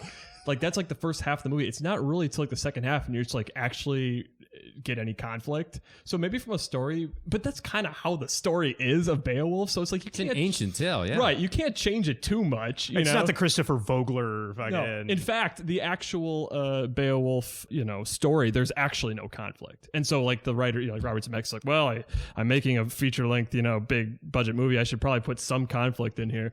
So, but it's not really till the second half. But like, yeah, like you said, the mocap and the actual CGI is so good, and it's melded together so well. And the 3D, again, it's going to be. That thing came out 10 years already. Yep. But when it came out in 3D, you were just like, oh my God. This I was is so blown away. Yeah, it's I so was. good. Yep. What more can I say? I love the Beowulf character. I love the setting because I myself, I'm Norwegian. And so it's all about like these Swedish, like, these Vikings and just the hero who comes. And Anthony Hopkins is hilarious in it. It's just like the drunken fornicating, like Jarl, like the king, he's just like, they all drink mead all the time. And it reminds me of a lot of like Skyrim too. I just love that whole genre. And Good double feature, 50 hours of Skyrim followed by a 2-hour Robert Zemeckis Beowulf. movie. Yeah. Oh, listeners, corrections and omissions. I said that Beowulf does not follow the Christopher Vogler rules of storytelling. Deeply false. There's no conflict, but his hubris. He reaches for the stars and he flies too close to the sun. Well, he just likes getting it on a little too much, And I mean, when you got Angelina Jolie just standing right there in front of you, just like it's tough. It's tough to say no. But All right. So Ryland had Beowulf at 2. We swing it over to Mike. What do you got sitting there? Thank you so much, Ryan. It is a film called It's Such a Beautiful Day by Don Hertzfeldt. This is a film I've seen once, but I was so deeply impressed when I saw the first 20 minutes of it years ago at the Milwaukee International Film Festival. The first 20 minutes are a short film called Everything Will Be Okay, and the first 10 minutes of that 20 minutes just blew my mind. The whole thing is good, but like it opens up with a narrator reciting the banalities of a stick figure Bill's everyday life while the most beautiful classical piece, you've all heard it, I can't remember the name of the piece, I don't know classical music, but juxtaposing this gorgeous piece of music with these stupid banal things happening in Bill's life. And the style, animated by one man, is a stick figure, simple stick figure style. You know Don Hertzfeldt from the My Spoon Is Too Big rejected cartoons phenomenon on YouTube years ago, probably over a decade ago. No, I have no idea what you're talking about, actually. Is that true? Yeah, that is true. Are you in that film? Are you doing a bit and you're actually in the film? I'm really not, no. Oh, it's a great YouTube video that was very popular I'll have to check it out. called Rejected Cartoons. my spoon is too big. Yeah. You've heard that. You're going to watch it and be like, oh, that's what people were talking about. Boy, they need to write their I'm own gonna get jokes. up on my memes, yeah. Yeah, so I mean that's been around. That's an ancient piece of internet lore. But he went from goofy internet videos and irreverent, like what we would think of as Adult Swim style stuff, to a piece of art with his feature film. It is awesome. It chronicles the mental illness of this stick figure man. It's told through narration, which we're told is a bad tool, but boy, does it work here. Experimental photography is combined with his stick figure animation, all practical, using archaic equipment. This guy made a great movie. He's one of our treasures. He's working on a new film for the first time with a large staff called Antarctica. I think so highly of this film and his work. I really recommend. It was on Netflix last time I looked, as was my previous film. It's called Everything Will Be Okay. Nice. This is exciting. You know, I will say this. Through doing the research, I look at a lot of different top lists that are already out there on the internet, and this film was on every single list. Really? Yes. There were some that were omitted here and there, but this one was the through line on every like adult-oriented I got to animated. check it out. Yeah, me too. Nice I've never pick at seen number it either. 2, Mike. He's got a short film called The World of Tomorrow, which I also recommend. But it's not as good a pick as Beowulf, because that's Beowulf's a better film. Matt, what do you got sitting there? All right. Our friend Chuck Klein would be pissed off at me if I didn't have Ralph Bashki on this list somewhere. And I'm going with Wizards. Oh, It was my first exposure. I know if like people would say Fritz the Cat, which was his collaboration with Robert Crumb, and that's also really good. One of the first X-rated animated films ever. But I like Wizards. I don't know. It is that fantasy genre, like space cowboys, not completely different from the spirit of L.i.p.s, you know, where they sort of shoot first, ask questions later mentality. And I don't know. It's good. It's like the damsel in distress. It's a really weird psychedelic movie, and it's been a little while since I've seen it. I'll admit, but the visuals in it are crazy, strange. It's the hero's journey, like very Campbell. You'll like it if you have you ever seen it? Ryan? I have not. Oh, have you seen You've seen some of his work, though, I right? have. Okay, Yeah. good. This one is my favorite Bashki film. Okay. Wizards. Nice. You've brought this up before, so I'll see it. I watched. I didn't know it was Klein that brought it up. Okay, on that subject, I did watch The Iron Giant, which we Oh. just brought up on the last episode, and I loved it. You didn't watch that and Watership Down on the No, same day? not on the same day. Okay, I just good. watched. I have not seen Watership Down, but I have seen The Iron Giant finally. same universe as Fast and the Furious. That's right. Few people know that. Yeah. Characters overlap. Yep. Same Well, characters. Vin Diesel overlaps. There you go. All right. Swings it over to my number 2. I go foreign film on this one. Came out in 2008. Director on this one is also telling his story as being an Israeli soldier. Ari Folman in Waltz with Bashir. Mike is nodding at me. Yeah, it's a great film. You love this one? Yeah, I love that one because it expands what animation can do. I haven't seen a documentary or a nonfiction film like that ever. I agree, and I think that's what's so notable about it. It was the film is officially banned in Lebanon. It also became the first animated film ever to be nominated for Best Foreign Language Film. And you hit it right on the head there, Mike. It took animation and put it in a way to expand storytelling that we'd never seen before, because there was no way to ever recreate the Lebanon war experience through this guy's eyes. He could tell the story, but to see it visually on the screen, he turned to animation and the horrific specifics of this war and everything that went on to the best of his recollection and the soldiers around him, because his memory is, he's almost forgotten everything about it. It's almost like he's brainwashed and cannot remember exactly how horrific the events were of the Lebanon War. And through talking to these other soldiers and such, they recreate what exactly went down. And then in that, they use this animation to show it on the big screen, and it's nothing short of miraculous. Yeah, I think it's an untapped potential in animation to use it to tell history. I mean, you know how much money it would take to recreate certain periods or events or conflicts with live action, but with animation, you know, we're seeing. I guess we saw Persepolis do it. Honestly, a weird but interesting example is those Assassin's Creed games recreate historical cities. I know it's not the same as a conflict, but this idea that like designers and animators in entertainment can recreate and show us history, I think it's such an untapped ability that animation has. It is, yeah. And especially in something like that where there's someone trying to remember, you know, exactly everything that went down, and to see it from his perspective, to do it animated it's just brilliant. Got to see it. So, yeah.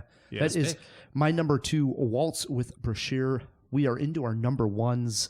What do we got, Ryland? My number 1 is the best Miyazaki film there ever was, let alone the best adult animated film there ever was, and that is Porco Rosso. Porco Rosso. I have not seen this one. I haven't seen that particular one either. See, no one has seen it. Phil's seen it. Phil is nodding. He has seen Phil knows. Schlitz Phil over here. He You knows. guys got to sign up for this movie. This is a favorite of Ryland and mine. Here's the thing, guys. Porco Rosso takes place post World War I. You know, it's like Spain and Italy. It's like The Adriatic Sea. Basically, it's the Adriatic Sea. Yes. Well, it's basically about this guy who gets a curse on him, and he is a humanoid pig, essentially. But he's a pilot, and he was a pilot in World War I, and so this is after World War I, obviously. And but he's basically like a bounty hunter, and he looks like a pig. But he looks like a pig. He's been cursed, Like the guards in Jabba's palace.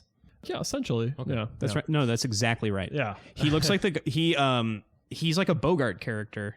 He's like this disillusioned, hard-boiled, like trench coat wearing pig who owns a biplane and flies around in a hangout movie that takes place in the Adriatic Sea with a episodic structure. This is the film. This is the film. Yeah. And it's a guy movie. And, you know, even Miyazaki has said, he's just like, I'm not even really sure why I made this movie. It's not a children's movie. I don't really know who this is for. It's a very small demographic, but I made it. And I'm so glad he did, because like you guys said, you guys haven't seen it, but it's so beautiful. And there's something it's almost indescribable. It's something about, like how Mike says, just like, he's such a loner, and he is, you know, he just goes from like port to port, and he's like this bounty hunter guy. You know, he shoots down the bad guys, but he's got this chip on his shoulder. His plane's not all that good. It breaks down a lot, you know. But everyone knows Porco, and Porco knows everybody. And Is he the only pig in the world? he's the only pig. Everyone else is just human, you know.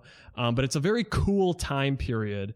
And man, just like the scenes of flying, just as simple as flying through the sky, and just like the basically the paintings that Miyazaki makes is just like, man, I just think every guy is like watching that, you know, just like with like a glass of bourbon, you know, sipping a glass of bourbon and watching. It's like, God, I wish I could be Porco Rosso. He's so cool, you know. And it makes it even better that the English dub Porco is voiced by Michael Keaton.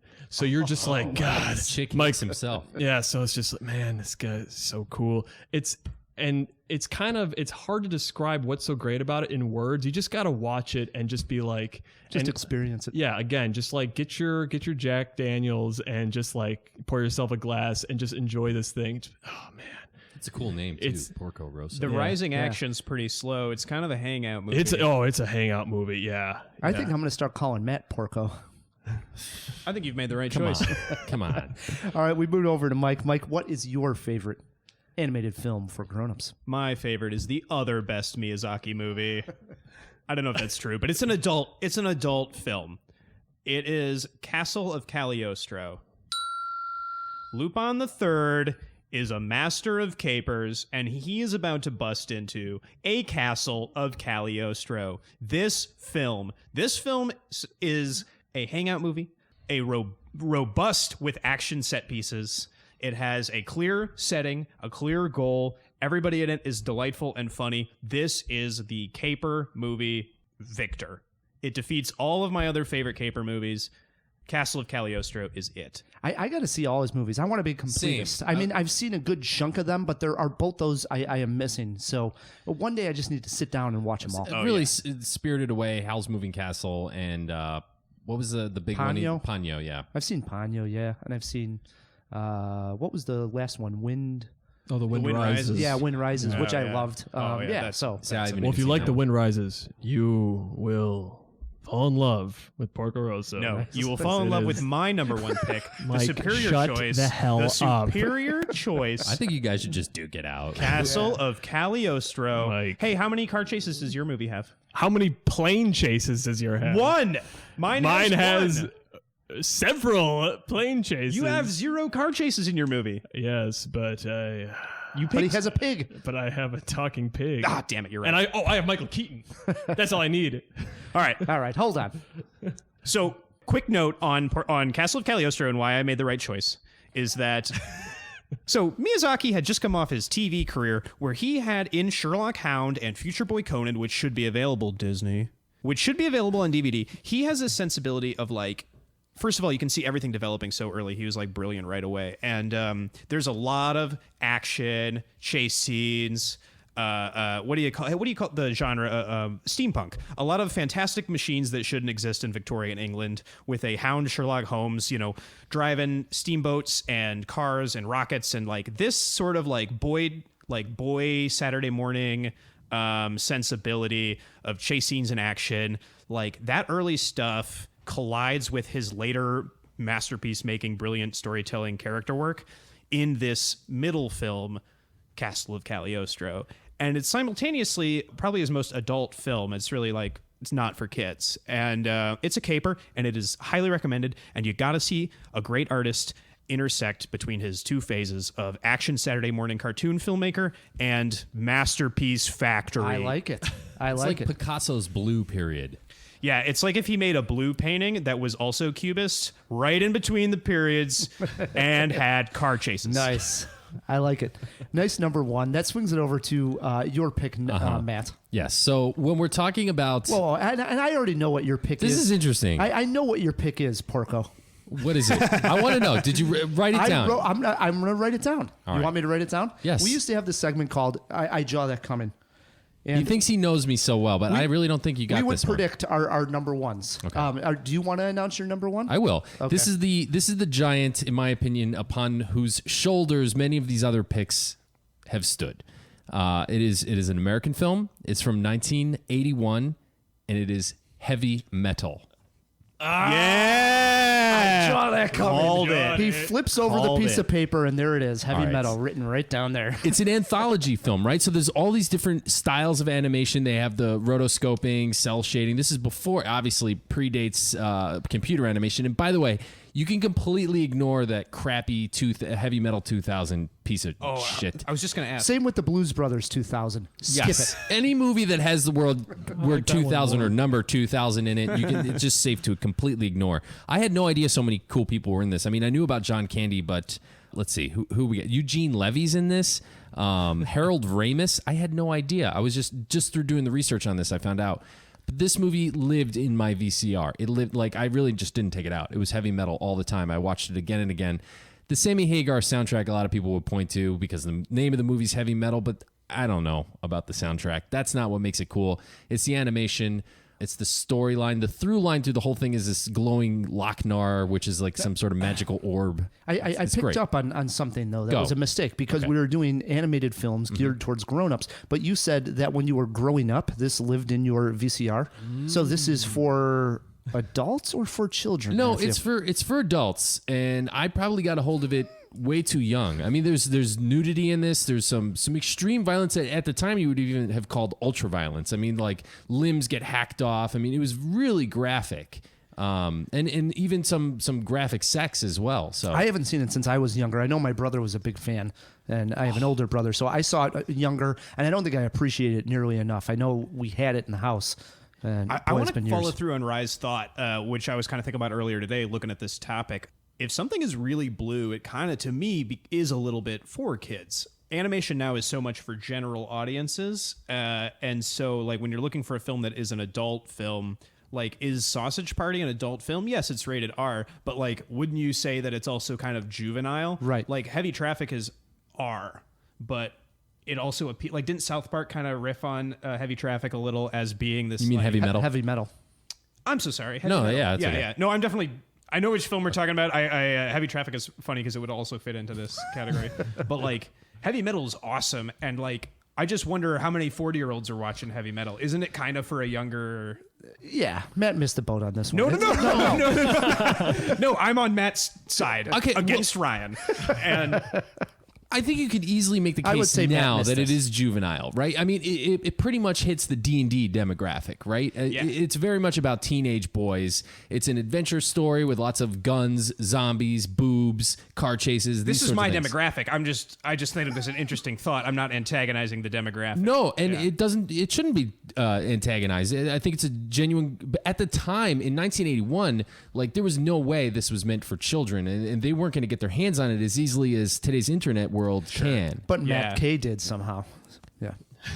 I guess like by the time I got it, And I know I saw it when That's I a was fair a kid. point. Yeah, I saw it when I was a kid. And I think my it was point, rated R. It wasn't meant for us. It was 18 and older. I know, but rated R. But just like Mike said, so is Sausage Party. But kids are seeing Sausage Party. The movies on my list, the They kids should not see it. outside of Beowulf. The kids would still be entertained by Beowulf, but they would not want to watch Waltz with Bashir or my number one. They just would have no interest in Well, it. I guess it's about what kind of adult are you. You're a snobby, stuck-up, nose in the air, wine swilling. You probably I'm swirl drinking- your wine I'm around. drinking PBR Today you are. because Matt brought it over. That was a plug, by the way. All right, swings it over to my number one, and this is definitely an animated film geared toward grown-ups, Okay, not let's like heavy metal. lay it on me. It's probably rated PG, but kids would never want to watch this one. It came out in 2010. The animation here is beautiful. It's got some wonderful music. The film is called Chico and Rita. And it's a Spanish film. You should have made Beowulf your number one.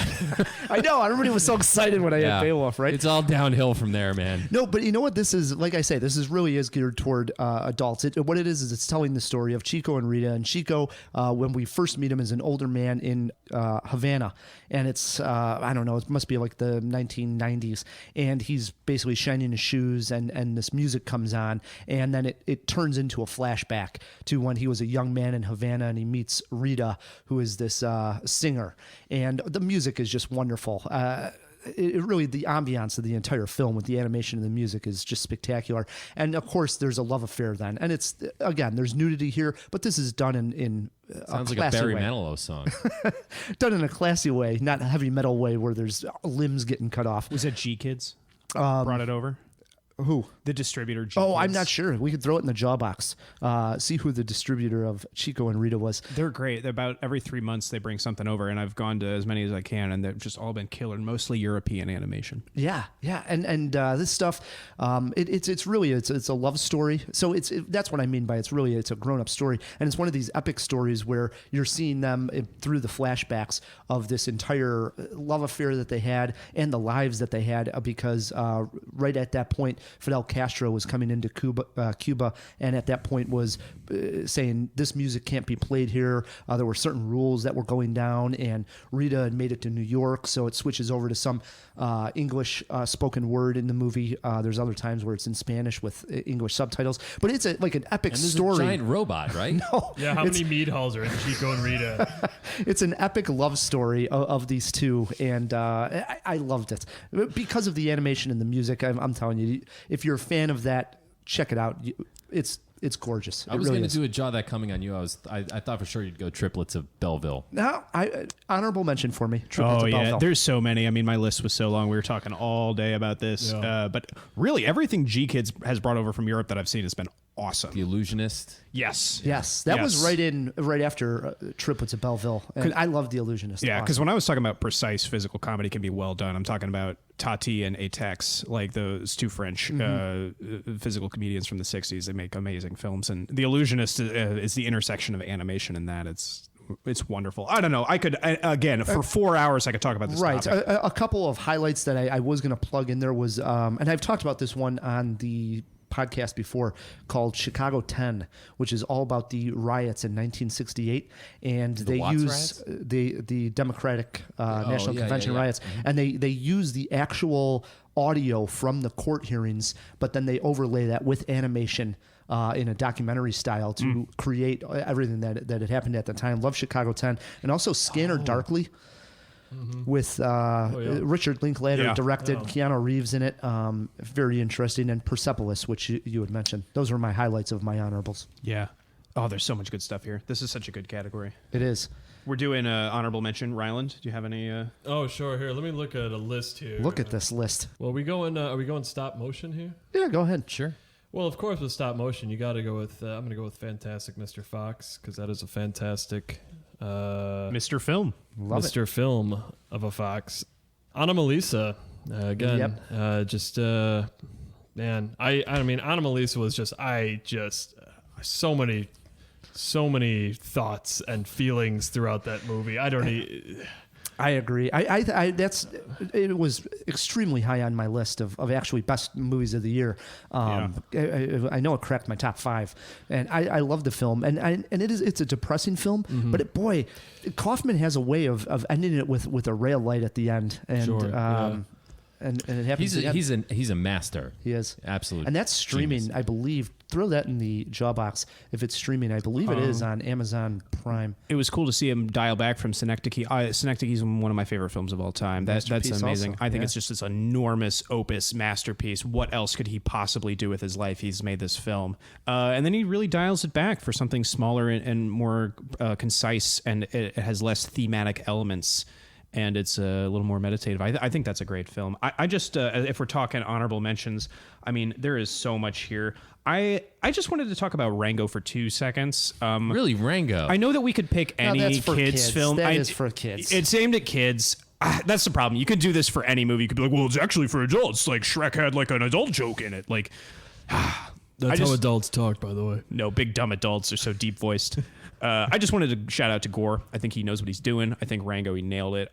I just gotta imagine. I wonder what kids thought of that film. Like if I was there with my kids, it's certainly entertaining. But like Rango had every element I liked in a film, especially the protagonist who talks out of the side of his mouth with a million funny comments all the time during a movie, which like Popeye did because they were throwing ADR onto already animated stuff. But to commit to that as like, no, this is good. This is like Bob Hope or Woody Allen, like talking out of the side of their mouth at the audience the entire movie. Like Rango is chatting the entire movie. And I really believe in that. It's like, tell the story visually. You could turn the volume off and understand the story, but if I turn the volume on, there is a chatting, hilarious lizard commenting on all the action.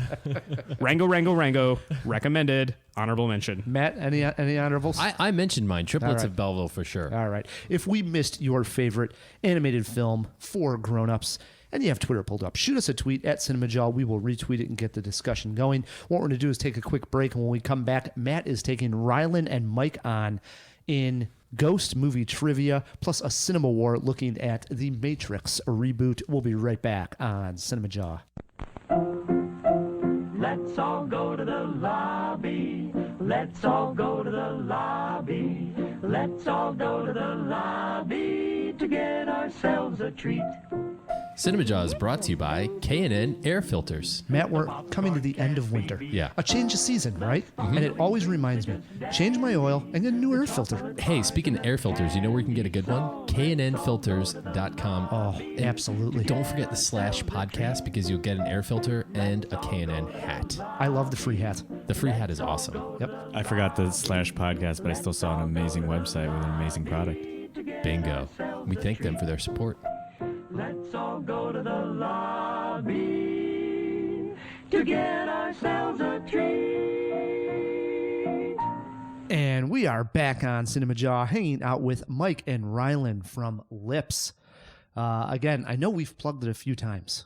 Did we? I can't remember. No, you know what? We may have missed it. Yeah. In fact, now that I think about it, yeah, I don't think we ever mentioned where the jawheads listening to this could go online to watch. That's L.i.p.s. important, yeah. And that's important. So where's That's the a best good place to do question. so? You're asking a great question. It reminds me of something. I was actually on lipstheshow.com once thinking about this. And Ryland, on lipstheshow.com, there's a lot of information about this show, L.i.p.s. Aye. And L.i.p.s is a web series about process, service, and space. It's a delightful comedy. It's for everyone, all 4 quadrants, even the 5th. Aye. You should go to lipstheshow.com to watch Ryland Tews deliver subpoenas throughout an Adventure Time / Rick and Morty-esque, adult swimmy, delightful, all ages comedy spacescape. Yeah, You are going to have such a good time. Yeah, I couldn't agree more there, Mike. You can also go to YouTube or to Vimeo. And then make sure to rate it on the Internet Movie Database. Like our Zanga. Follow us on Zanga. That's right. And Twitter at Ozanzaguan. You can follow me and all of the mishaps and misdealings I get into. I take photos of these and we update things to do with L.i.p.s. So give it a crackle. Check it out on Crackle. Check it out on Yeah. Good times. MySpace. Do it, jawheads. That's http:// www.lipstheshow.com. Awesome. These guys are great. And Elias informs me that we're going out for drinks after we're done recording. This could get ugly. Ooh. Yeah. He's going to be doing a William Wallace impersonation before the end of the night. Speaking of ugly, while we were at break, I mean, a battle royal broke out between Matt and editor Phil. Yeah. It was a nice little He conversation. called me a buffoon. And a buffoon, and then he was slamming his hands down. Phil gets very like passionate Donkey about- Kong. It was awesome. We do have a little bit of that on tape, so we'll play right now. Sure. That's Start exactly what they're remaking all doing. They're that. testing the water. Was nowhere near as impactful Test. as that film was. Not even close. That's like such a masterpiece from hand-drawn animation. And But that's what you could make the same argument for Beauty and the Beast, and that went extremely well. They're going to remake Akira. And how lighting and framing is done in animation. That did not do any of that, you buffoon. Oh, come on, dude. He was nominated for Best Picture. Let's get Phil and Mike. Yeah, let's get Phil and They Mike. did not do that. It's way more important. That's arguable. Phil. Tuo's transformation is far different in the movie Akira than it is in Beauty and the Beast. Wow.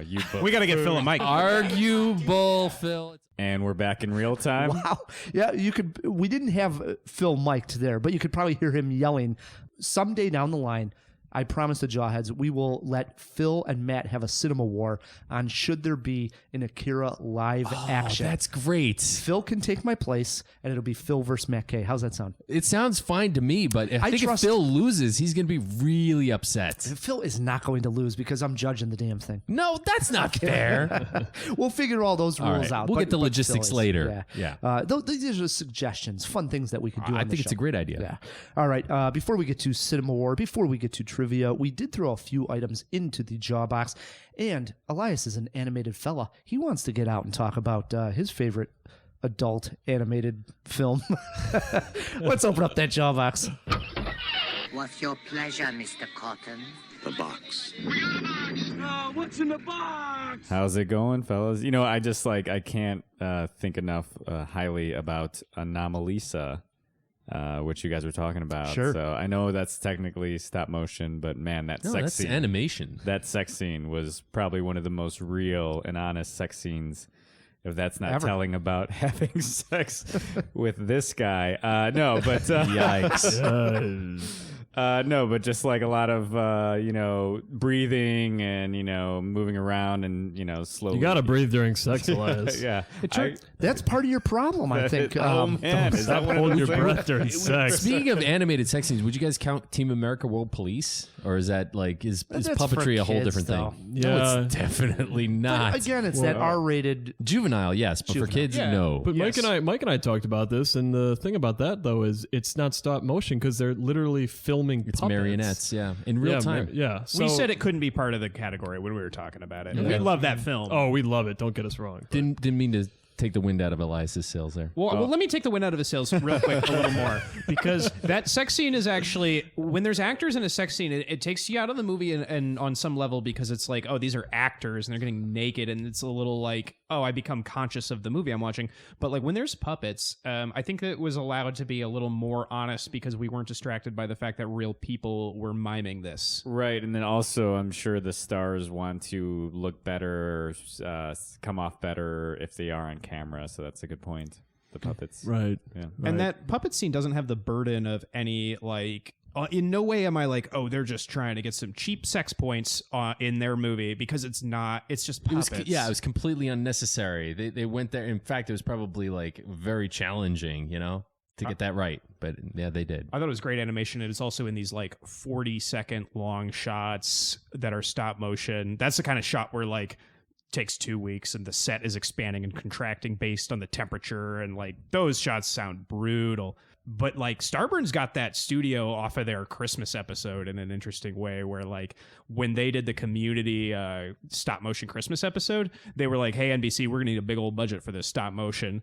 And the NBC gave them a big budget, and they opened their little Starburns animation studio off of that, and were able to make a piece of art in there. The point is, Elias, you got to breathe during sex. Stop holding your breath. Thank you. Thank you for that reminder. Wow. Okay. Well, it's like there's barely any air here in the jaw box. So let's just keep going with the animation questions. What season is The Simpsons on? That is season 28. 28. So possibly 2 more. My God. Yeah. It never ends. That's going to be this summer, 10th anniversary of the Simpsons movie, which everyone waited forever to see. Yeah. And now they're still on the air. That's crazy. Yeah. What year did the Belladonna of Sadness come out? That was 1973. I was correct. Yeah. Nice. Boo. And what was your guess on the distributor of Chico and Rita?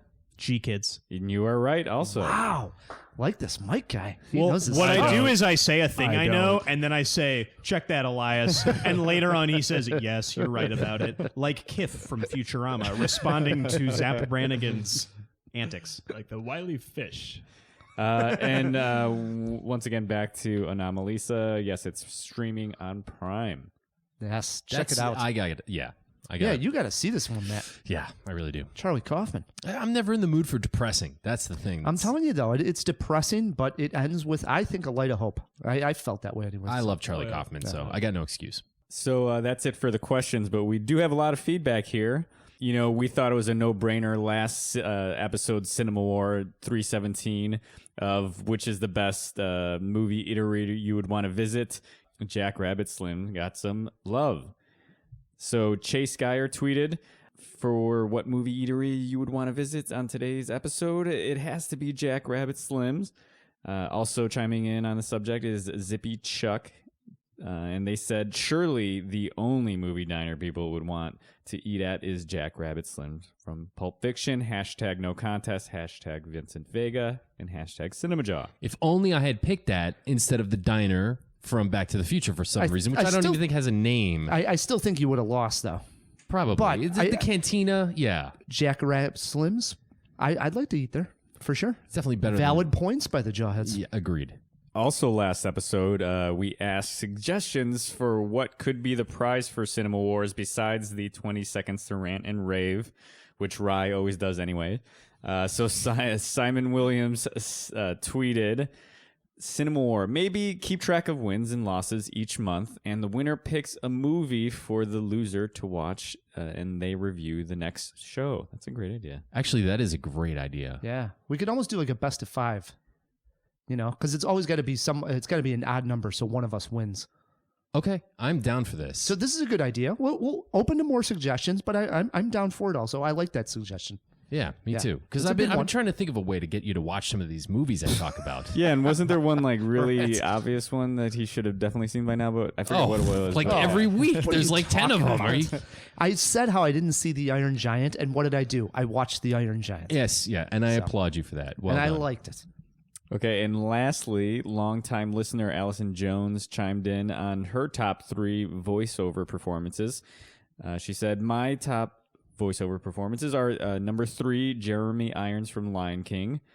Number 2, Burgess Meredith from Puff the Magic Dragon. And number 1, Debbie Reynolds in Charlotte's Web. Does Burgess Meredith say, "I'll teach you to eat thunder and crap lightning"? Women, weakened legs. In Puff the Magic Dragon. I didn't know he was in that. That's interesting. I didn't know either. So that's why that's a great tweet to read. Allison always chiming in on those. That's a good one. And also, we didn't mention Charlotte's Web, so I'm glad that came up. Oh yeah, You know? actually that is a good. Well, obviously not adult oriented this episode, but that's a great. But I mean for voiceover work too. So like it. Wait, hold on. Who plays the pig in Charlotte's Web? Who's the voice actor who plays? Are we talking the original? Not the live action. No, the animated. Okay. Yeah. Who is that? They're both animated, I think. Because that one's.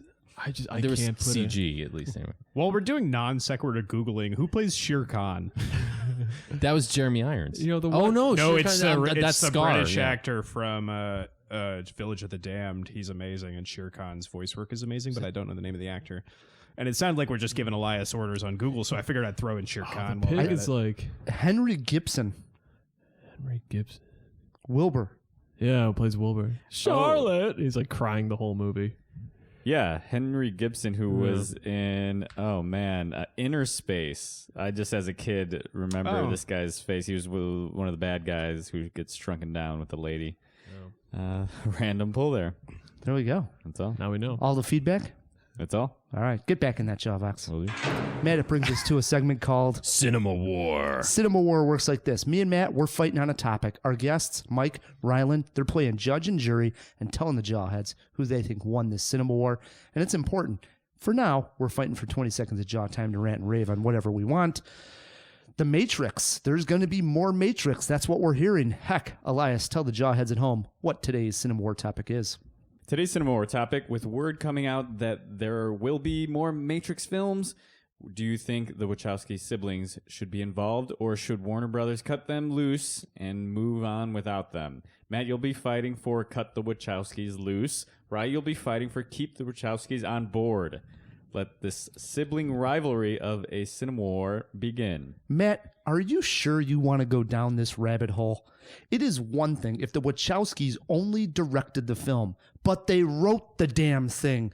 Neo, Trinity, Agent Smith, the entire Matrix universe is all them. You can't take it away from them and not want them to be involved. Honestly, this argument seems moot because the answer is already clear that the WB has gone in a new direction.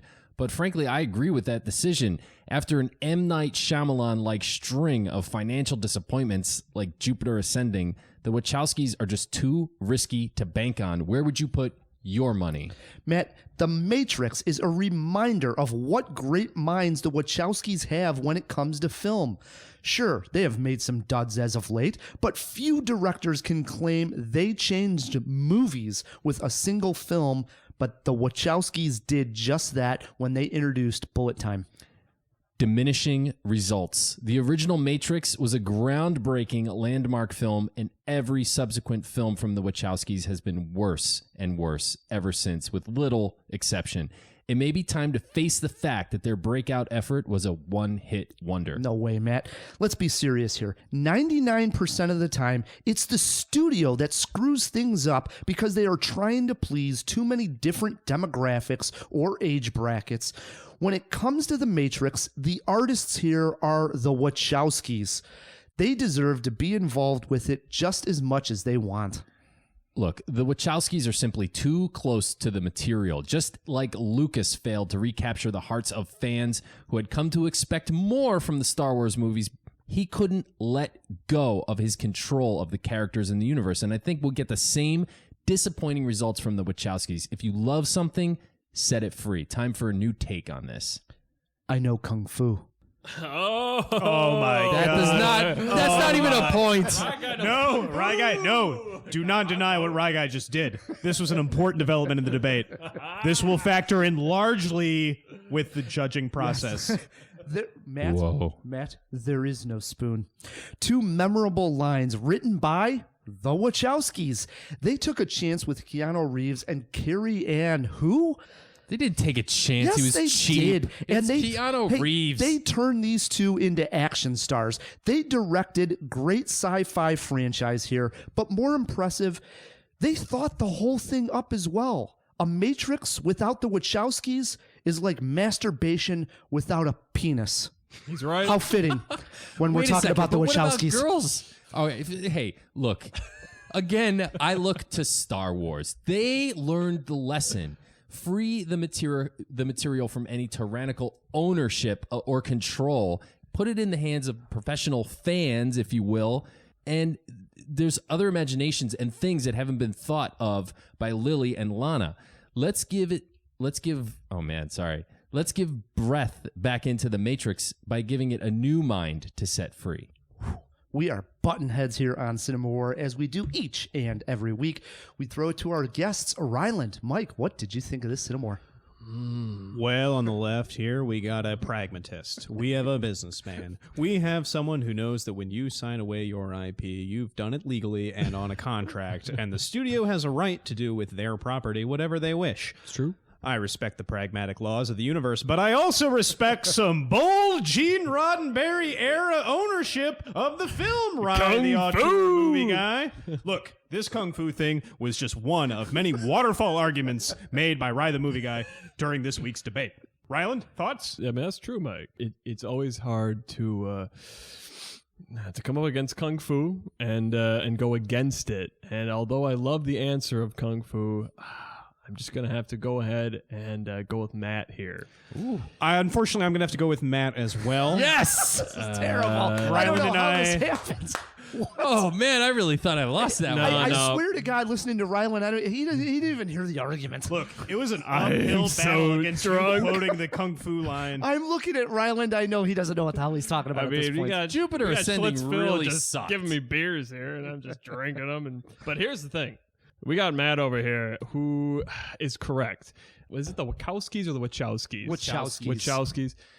Look, The Matrix, like you said, it's a groundbreaking film, but every single movie since The Matrix has been worse. Except Speed Racer. V for Vendetta wasn't bad. But they didn't direct V for Vendetta. True. That's the thing is it's like Tim Burton with, Nightmare Before Christmas. He didn't actually direct it. People forget that. You forget that, Mike. I actually forgot it. You're always forgetting that. The point is, when we look at the Animatrix, there is evidence. A big problem with Matt's weak. Look, Matt won, but his failure to cite the Animatrix is a glaring omission that made it hard to give him the award. Episode, yeah. Because the Animatrix, let's talk about the Animatrix. All right, for 10 minutes, set the timer. All right. That is a movie where we get 10 interpretations of the same universe all in one ticket price. That shows me, look, you got the short about the glitch house. Matrix glitches. Let's explore that. The fans and the comic book writers of this world are itching to get at Lana and Lily's... Is that their names? Yes. Universe. I think that their great work could be done by other people, and if I'm the WB... I'm not taking a trip further into Nonsense Town with those two. Wow. All right. Also, here's the thing. I will just say really quick. Ryland's back on the mic. Warner Brothers, they already know that they've messed up this DC extended universe thing with their Justice League movies. So they're like, all right, damn it.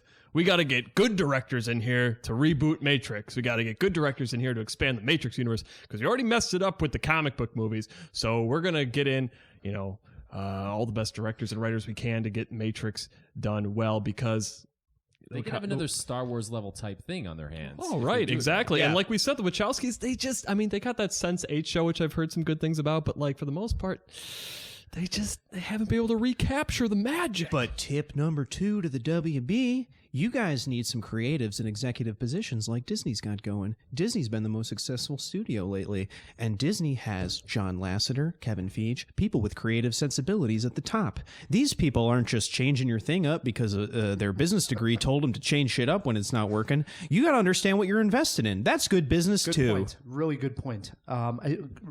Excellent points here. And I do want to say this because I'm sure the Here goes his 20 seconds. No, I was actually going to comment on the guests here before I throw it to your 20 seconds because I'm sure the Jawheads are enjoying both Mike and Ryland here. But we have it really made because they are both very animated when they discuss. It's almost like you guys are stage actors professing your love for Warner Brothers and their executives. For the viewers at home, I am on the table right now. What's acting? I mean, yes. I mean, Ryland's got his arm raised up at one point. I mean, Mike's almost hugging Matt at one point. You guys are wonderful guests. So Thank you so much for having us. It's been a pleasure. And hey, we still got trivia here. Hold on. Oh, yeah. Matt, your 20-second rant. Oh, okay. All right. So this is what happened to me when I went to see Personal Shopper. And anybody who sees this movie, I want you to imagine this because it's an eerie movie. Went to the theater alone, right? There was nobody else in my screening room. So I'm sitting in a movie theater completely by myself. And then I had to, at some point in the movie, I had to go to the bathroom. I go to the bathroom. There's a dude in there washing his hands. And I finish up and I go back. He's gone. And I go out into the lobby and he's completely disappeared. And it wouldn't have been that long. Like the delay between me finishing and him leaving the bathroom was not long enough for him to have completely vanished. So poof. The movie ends. I walk out. No employees around whatsoever.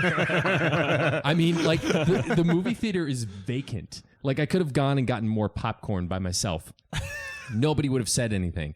I go down to the streets of Evanston. I went to the Evanston Landmark. Completely abandoned. There's not a single car on the road. All the businesses are closed and nobody's out. And it's 1948. I'm telling you, this is so weird. Burgess Meredith. Went to my car. This keeps going. I went to my car, right? The parking garage. Nobody in the booth. Okay, the security guard is gone. Got in my car and I'm like, God, I want to just turn on the radio and just so I have some voices. I turn on NPR and it's that weird show where the guy just reads poetry the whole time. Just oh man, can't I just hear the news? It was a very odd and eerie end to that experience. It was fun. It almost sounded like 28 days later, right? It was really weird. You walk weird. out of the theater and some epidemic took place. Not until I got back into Chicago and I saw other cars on the road did I feel all right. So you didn't see like a naked Kristen Stewart in your rear view mirror, like sitting in the back seat. Oh Jesus! No, unfortunately, no. That would have been a good 20-second rant, but all right. Good one, Matt. Good one. It was odd. It was cool. Wait, did you win? I did. And thank you for that, guys. Oh, boy. Things are getting silly. All right, here we go. Trivia. Let's get serious here because it is the most serious segment of the show. Dead serious. We are playing Ghost Movie Trivia. So the title of the movie has ghost in it. Oh, great. Ryland, Mike, you're our guest. You get to choose if you want to go first or let Matt go first. There are steals, and if you get hung up on a question, you get one trip to the ER. Elias Rodriguez has clues to all those questions. Oh, sure. We'll go first. Yeah. All right. Here we go. Yeah, we'll go first. Sure. Matt, how do you feel about 2 against 1 I'm going here? to die. All right. Here we go. Question number 1 over to Ryland and Mike. Demi Moore and Patrick Swayze starred as a couple in 1990's Ghost, but what actress played the psychic? Oh, is that yeah. I think we're gonna go ahead and go with Whoopi Goldberg. We got the That brain is trust correct. here. Yeah. I'm gonna 1-0. I'm dead. Oh boy. Question 2 over to Matt K. Matt the Foolish. Throw me the softballs. I will. Okay. Matt the Foolish. Nick Cage starred as stunt motorcyclist Johnny Blaze in this 2007 film. Name it. Ghost Rider. 1-1. Keep it coming, Ryan. All right. Here we The go. answer to the next question is Ghosts of Girlfriends Past. Question 3 over to Mike and Ryland. Matthew McConaughey. That was a joke. Question number 3 over to you guys. Name the 2001 movie that starred Scarlett Johansson, Thora Birch, and Steve Buscemi and was based on a graphic novel. Well, Ryan, that would be Ghost World. Ghost World. We got it. Thanks, Ryland. No problem. 2-1. Matt, keep perfect here. Okay. Question 4 over to you. What actor starred in 2008's Ghost Town as a guy who has the annoying ability to see and communicate with ghosts? What year? 2008. It was a comedy. What actor stars in 2008's Ghost Town as a guy who has the annoying ability to see and communicate with ghosts? Ryan Reynolds. I have no idea. Wow. It is 2-1, and you guys can take a commanding 3-1 here lead with a steal. You know what it is?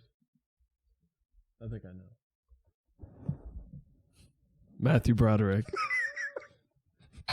Damn it. I was so sure. We were looking for Ricky Gervais. Ricky Gervais. Yes, well, in Ghost World. I mean, it's still 2-1. There's a potato. There's a lead right there. It is still 2-1. Ryland and Mike are winning, and question 5 is over to them. We know that Bill Murray, Dan Aykroyd, and Harold Ramis starred in 1984's Ghostbusters, but who directed that classic film?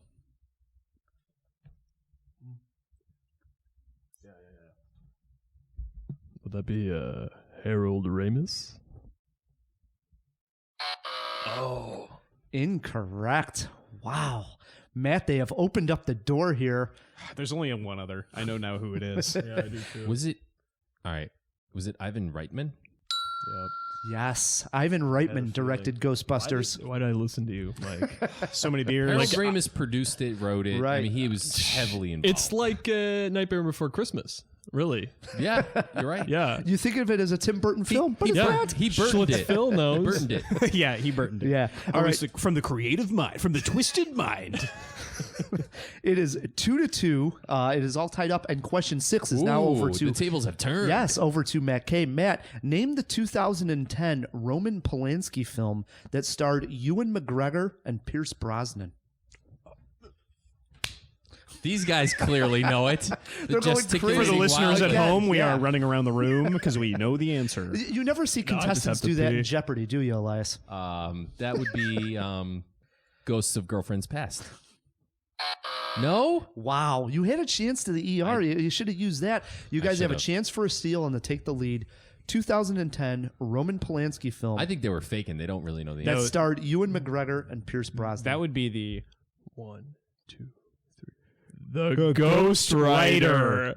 I highly recommend this film. I think So do it's, I. I think really highly of this film. I recommend seeing it. What a thriller. I love hates it. this film. I think it's a Hitchcockian, like, classic thriller, and every element about it. This is just an old master making a movie. Every element about it is really well done. Yep.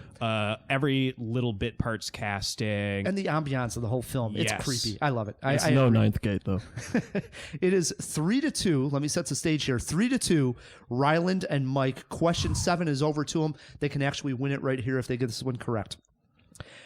Ryland, Mike, name the 2001 film that starred Natasha Henstridge, Pam Grier, and Ice Cube. It did not take place on this planet. I know the answer. Should I just go for it? Wait. Yeah. You have a trip to the ER just So in case. we both knew this. Oh, Elias, we appreciate it. Thank you, Elias. We know the answer to this question. We could go to the ER. No, I want to prove that I know it, so I'm not going to go to the ER. All right. But I would, in another life. Answer, Mike. This is the film that destroyed a great career. This is The Ghosts of Mars. Yes, it is. What career did it ruin exactly? I think Carpenter's, right? Like, he was, I don't know, he's made so many awesome movies, and then that is on his IMDb just where it stops. Where it just ended. It just hit like a brick wall and it was over. Yeah. Because I thought you meant Ice Cube for a while. No, I think Ice Cube still makes good stuff. I really like Ice Cube Wasn't still. Statham in it, too? He may have been. I think so. Yeah. Oh. All right. It is over now. It is 4-2. Matt, you can save face here and get All the right. last question of the game. Question 8 over to you, Matt. Name the actor who starred alongside Michael Douglas in the 1996 film The Ghost in the Darkness, which was about them hunting down 2 lions in Africa. Man, they just quit when they were trying to think of titles for this thing. The Ghost in the Darkness. That's horrible. I'll go to the ER. Whoa! A trip to the ER on question number 8. Who starred alongside Michael Douglas in the 1996 film The Ghost in the Did Darkness? he say the answer? I didn't even hear it. I wasn't paying attention. No. Your clue is the Iceman. I knew it the whole time. I knew it before Okay. the clue. I know it. Why didn't they call it like The Ghost in the Sunshine? Even that's more interesting, right? Is it Michael Shannon? It's how All embarrassing. right. I agree. Wait, what's it? Wait, the Iceman. It's 1996. Uh huh. Iceman. Oh, I totally Wow. botched that. Yeah, you totally did. Man, you guys, Val I've Kilmer. just go ahead. Val Mike, Kilmer. go ahead. It is the Val Gal. Val Kilmer. Oh, yeah. Wait, but wasn't Michael Shannon just in a movie about? He was in the okay, Iceman. all right. But come on. Wow, Matt. I just wasn't paying attention to the year. Holy cow. They slaughter Matt K in It this was one. over. It was over. They win this one 5-2. Well Can we done, get a guys. handshake here? Yes. Yes. All right. This beautiful, beautiful. In case it came down to a tie, we call it a jawbreaker. This question would have been over to Ryland. Yeah. Ryland, better Ghostbusters film, Ghostbusters 2 or last year's female remake Ghostbusters? Ghostbusters 2, and here's why. Bill Murray is so above, and so he's just not really committed to doing Ghostbusters 2, and you can kind of see throughout the whole film. He's like a little too good to be in Ghostbusters 2, and you can kind of tell, but as a result, it's actually just it's a decent film just because of Bill Murray and his clearly kind of going against the script and saying whatever the hell and doing whatever the hell he wants. So I'm going to go ahead and say Ghostbusters 2 is better than Ghostbusters. What? That is incorrect. What? Actually, it was the female Ghostbusters. Oh, I had no idea. Yeah, It's an you guys were empirical wrong. fact. Yes. You were wrong on that one, Ryland. The real jawbreaker was this: Age of Ice Cube, closest to. You guys only get one guess. So what do you got, Mike? You got a guess on this one since Ryland Ice Cube's took that one. That is so tough. What do you got? He looks great. He's in great shape. No, I mean, he's not like built, but he's just like he looks young, and he's probably older than I think. He's got a baby face. Yeah. What year's Friday? Oh, 95. Right, Elias? That's 95. Friday. What year's Three Kings? Not that it matters. Three Kings? That's 99. 99. What year's Anaconda? Anaconda 96. Why are we trusting Ryland with all these dates? No, don't look it up. We're not going to the job box. Well, all right. So what do you got for an age? I think he's 44. Lock him in at 44. Matt, you got a guess? I think he might be a little older than that. But This not is by much. just to be clear too. This is Ice Cube the rapper. Yeah. Okay. Just want to make sure you had the right Ice Cube. Opposed to who? That was a joke. That's All the right, what do you bit, got? man. What are bits? Bit is like you don't understand comedy. 52. I'll just add a couple years. So here. you got 52 and you guys got 44. We give that to Mike and Ryland. He's 47. Okay. Oh, But yeah. right in between. We were both pretty damn close on that. No Yeah. prices. I disagree. I went over. It's true. I'm so sorry. It's been a pleasure playing with you. Yes. I'm sorry if things got Another handshake. antagonistic back there. No. Look at this. Matt's still shaking hands over here. This is getting really silly. Another one. Yeah. All right. Hold on, Elias. So late jaw box, yes, Jason Statham was in Ghosts of Mars. And also interesting fact about this movie, the script originally started off as a sequel to Snake Plissken movie. And Escape from yes. New York and LA. Yeah. So then since LA didn't do well, he made this, Ghosts of Mars. Interesting. Great pulp character. Such a Like it. memorable introduction with him and Blue Eyes from Good, Bad, and the Ugly at the beginning of... Lee Van Cleef. Yeah, Lee Van Cleef at the beginning of the first Snake Plissken film. That is like one of the great pulp setups, the first half hour of New York. For sure. Boy, oh boy, brings us to the end of a great jaw here, man. Indeed, yes. Good Love topic. it. Great guests. Good Yeah, times. first and foremost, we want to thank our guests, Mike, Ryland. Best of luck with L.i.p.s. I've seen it. I love it. I hope all the Jawheads check it out. And thanks for coming on Cinemajaw. Thank you so much for having us. Yeah, no, it's been a wonderful time.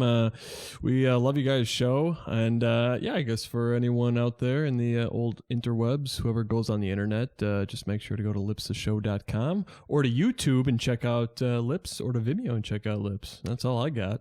Awesome. We got to also thank the best engineer in the biz, Elias Rodriguez. Thank you, guys. A man, a few words. Yes, there. he sure is. We also got to thank our sponsors. Yes. Thanks to all the sponsors and the Chicago Podcast Co-op who help us get those sponsors. Yes, and as we mentioned last week, we do have a newsletter. You can subscribe to it at the top of our website. There's a little, I believe it's like a little envelope symbol for the subscribe, is it not? Yeah, something like that. Yeah, you see it up there. It's Yeah. it's a little letter. I think there's a pop-up too. There's plenty of opportunity to subscribe to our newsletter. Yes, and we have a new one coming out, so please subscribe to Cinemajaw. You know what? newsletter. And I'm going to take a silly picture of Ryan right now, and I'm only going to put it in the newsletter. It won't be anywhere else. It won't be on social media, just in the newsletter. All right, I'm putting my thumbs up here. You got it? Yeah. Wait, hang on a second. All right, good. Got it. Is that a reference to something? Thumbs up? Is that like from something? I've never heard it before. Never before. It seems like a meme or something. It You just should put be. your thumb up? Yeah, that's it. It's amazing. Boy, this is going to be a good time. Now we're out to the bars. This is going to be fun. Until next week, I'm Ryan the Movie Guy. I'm Matt K, And keep on jawing about the movies. movies.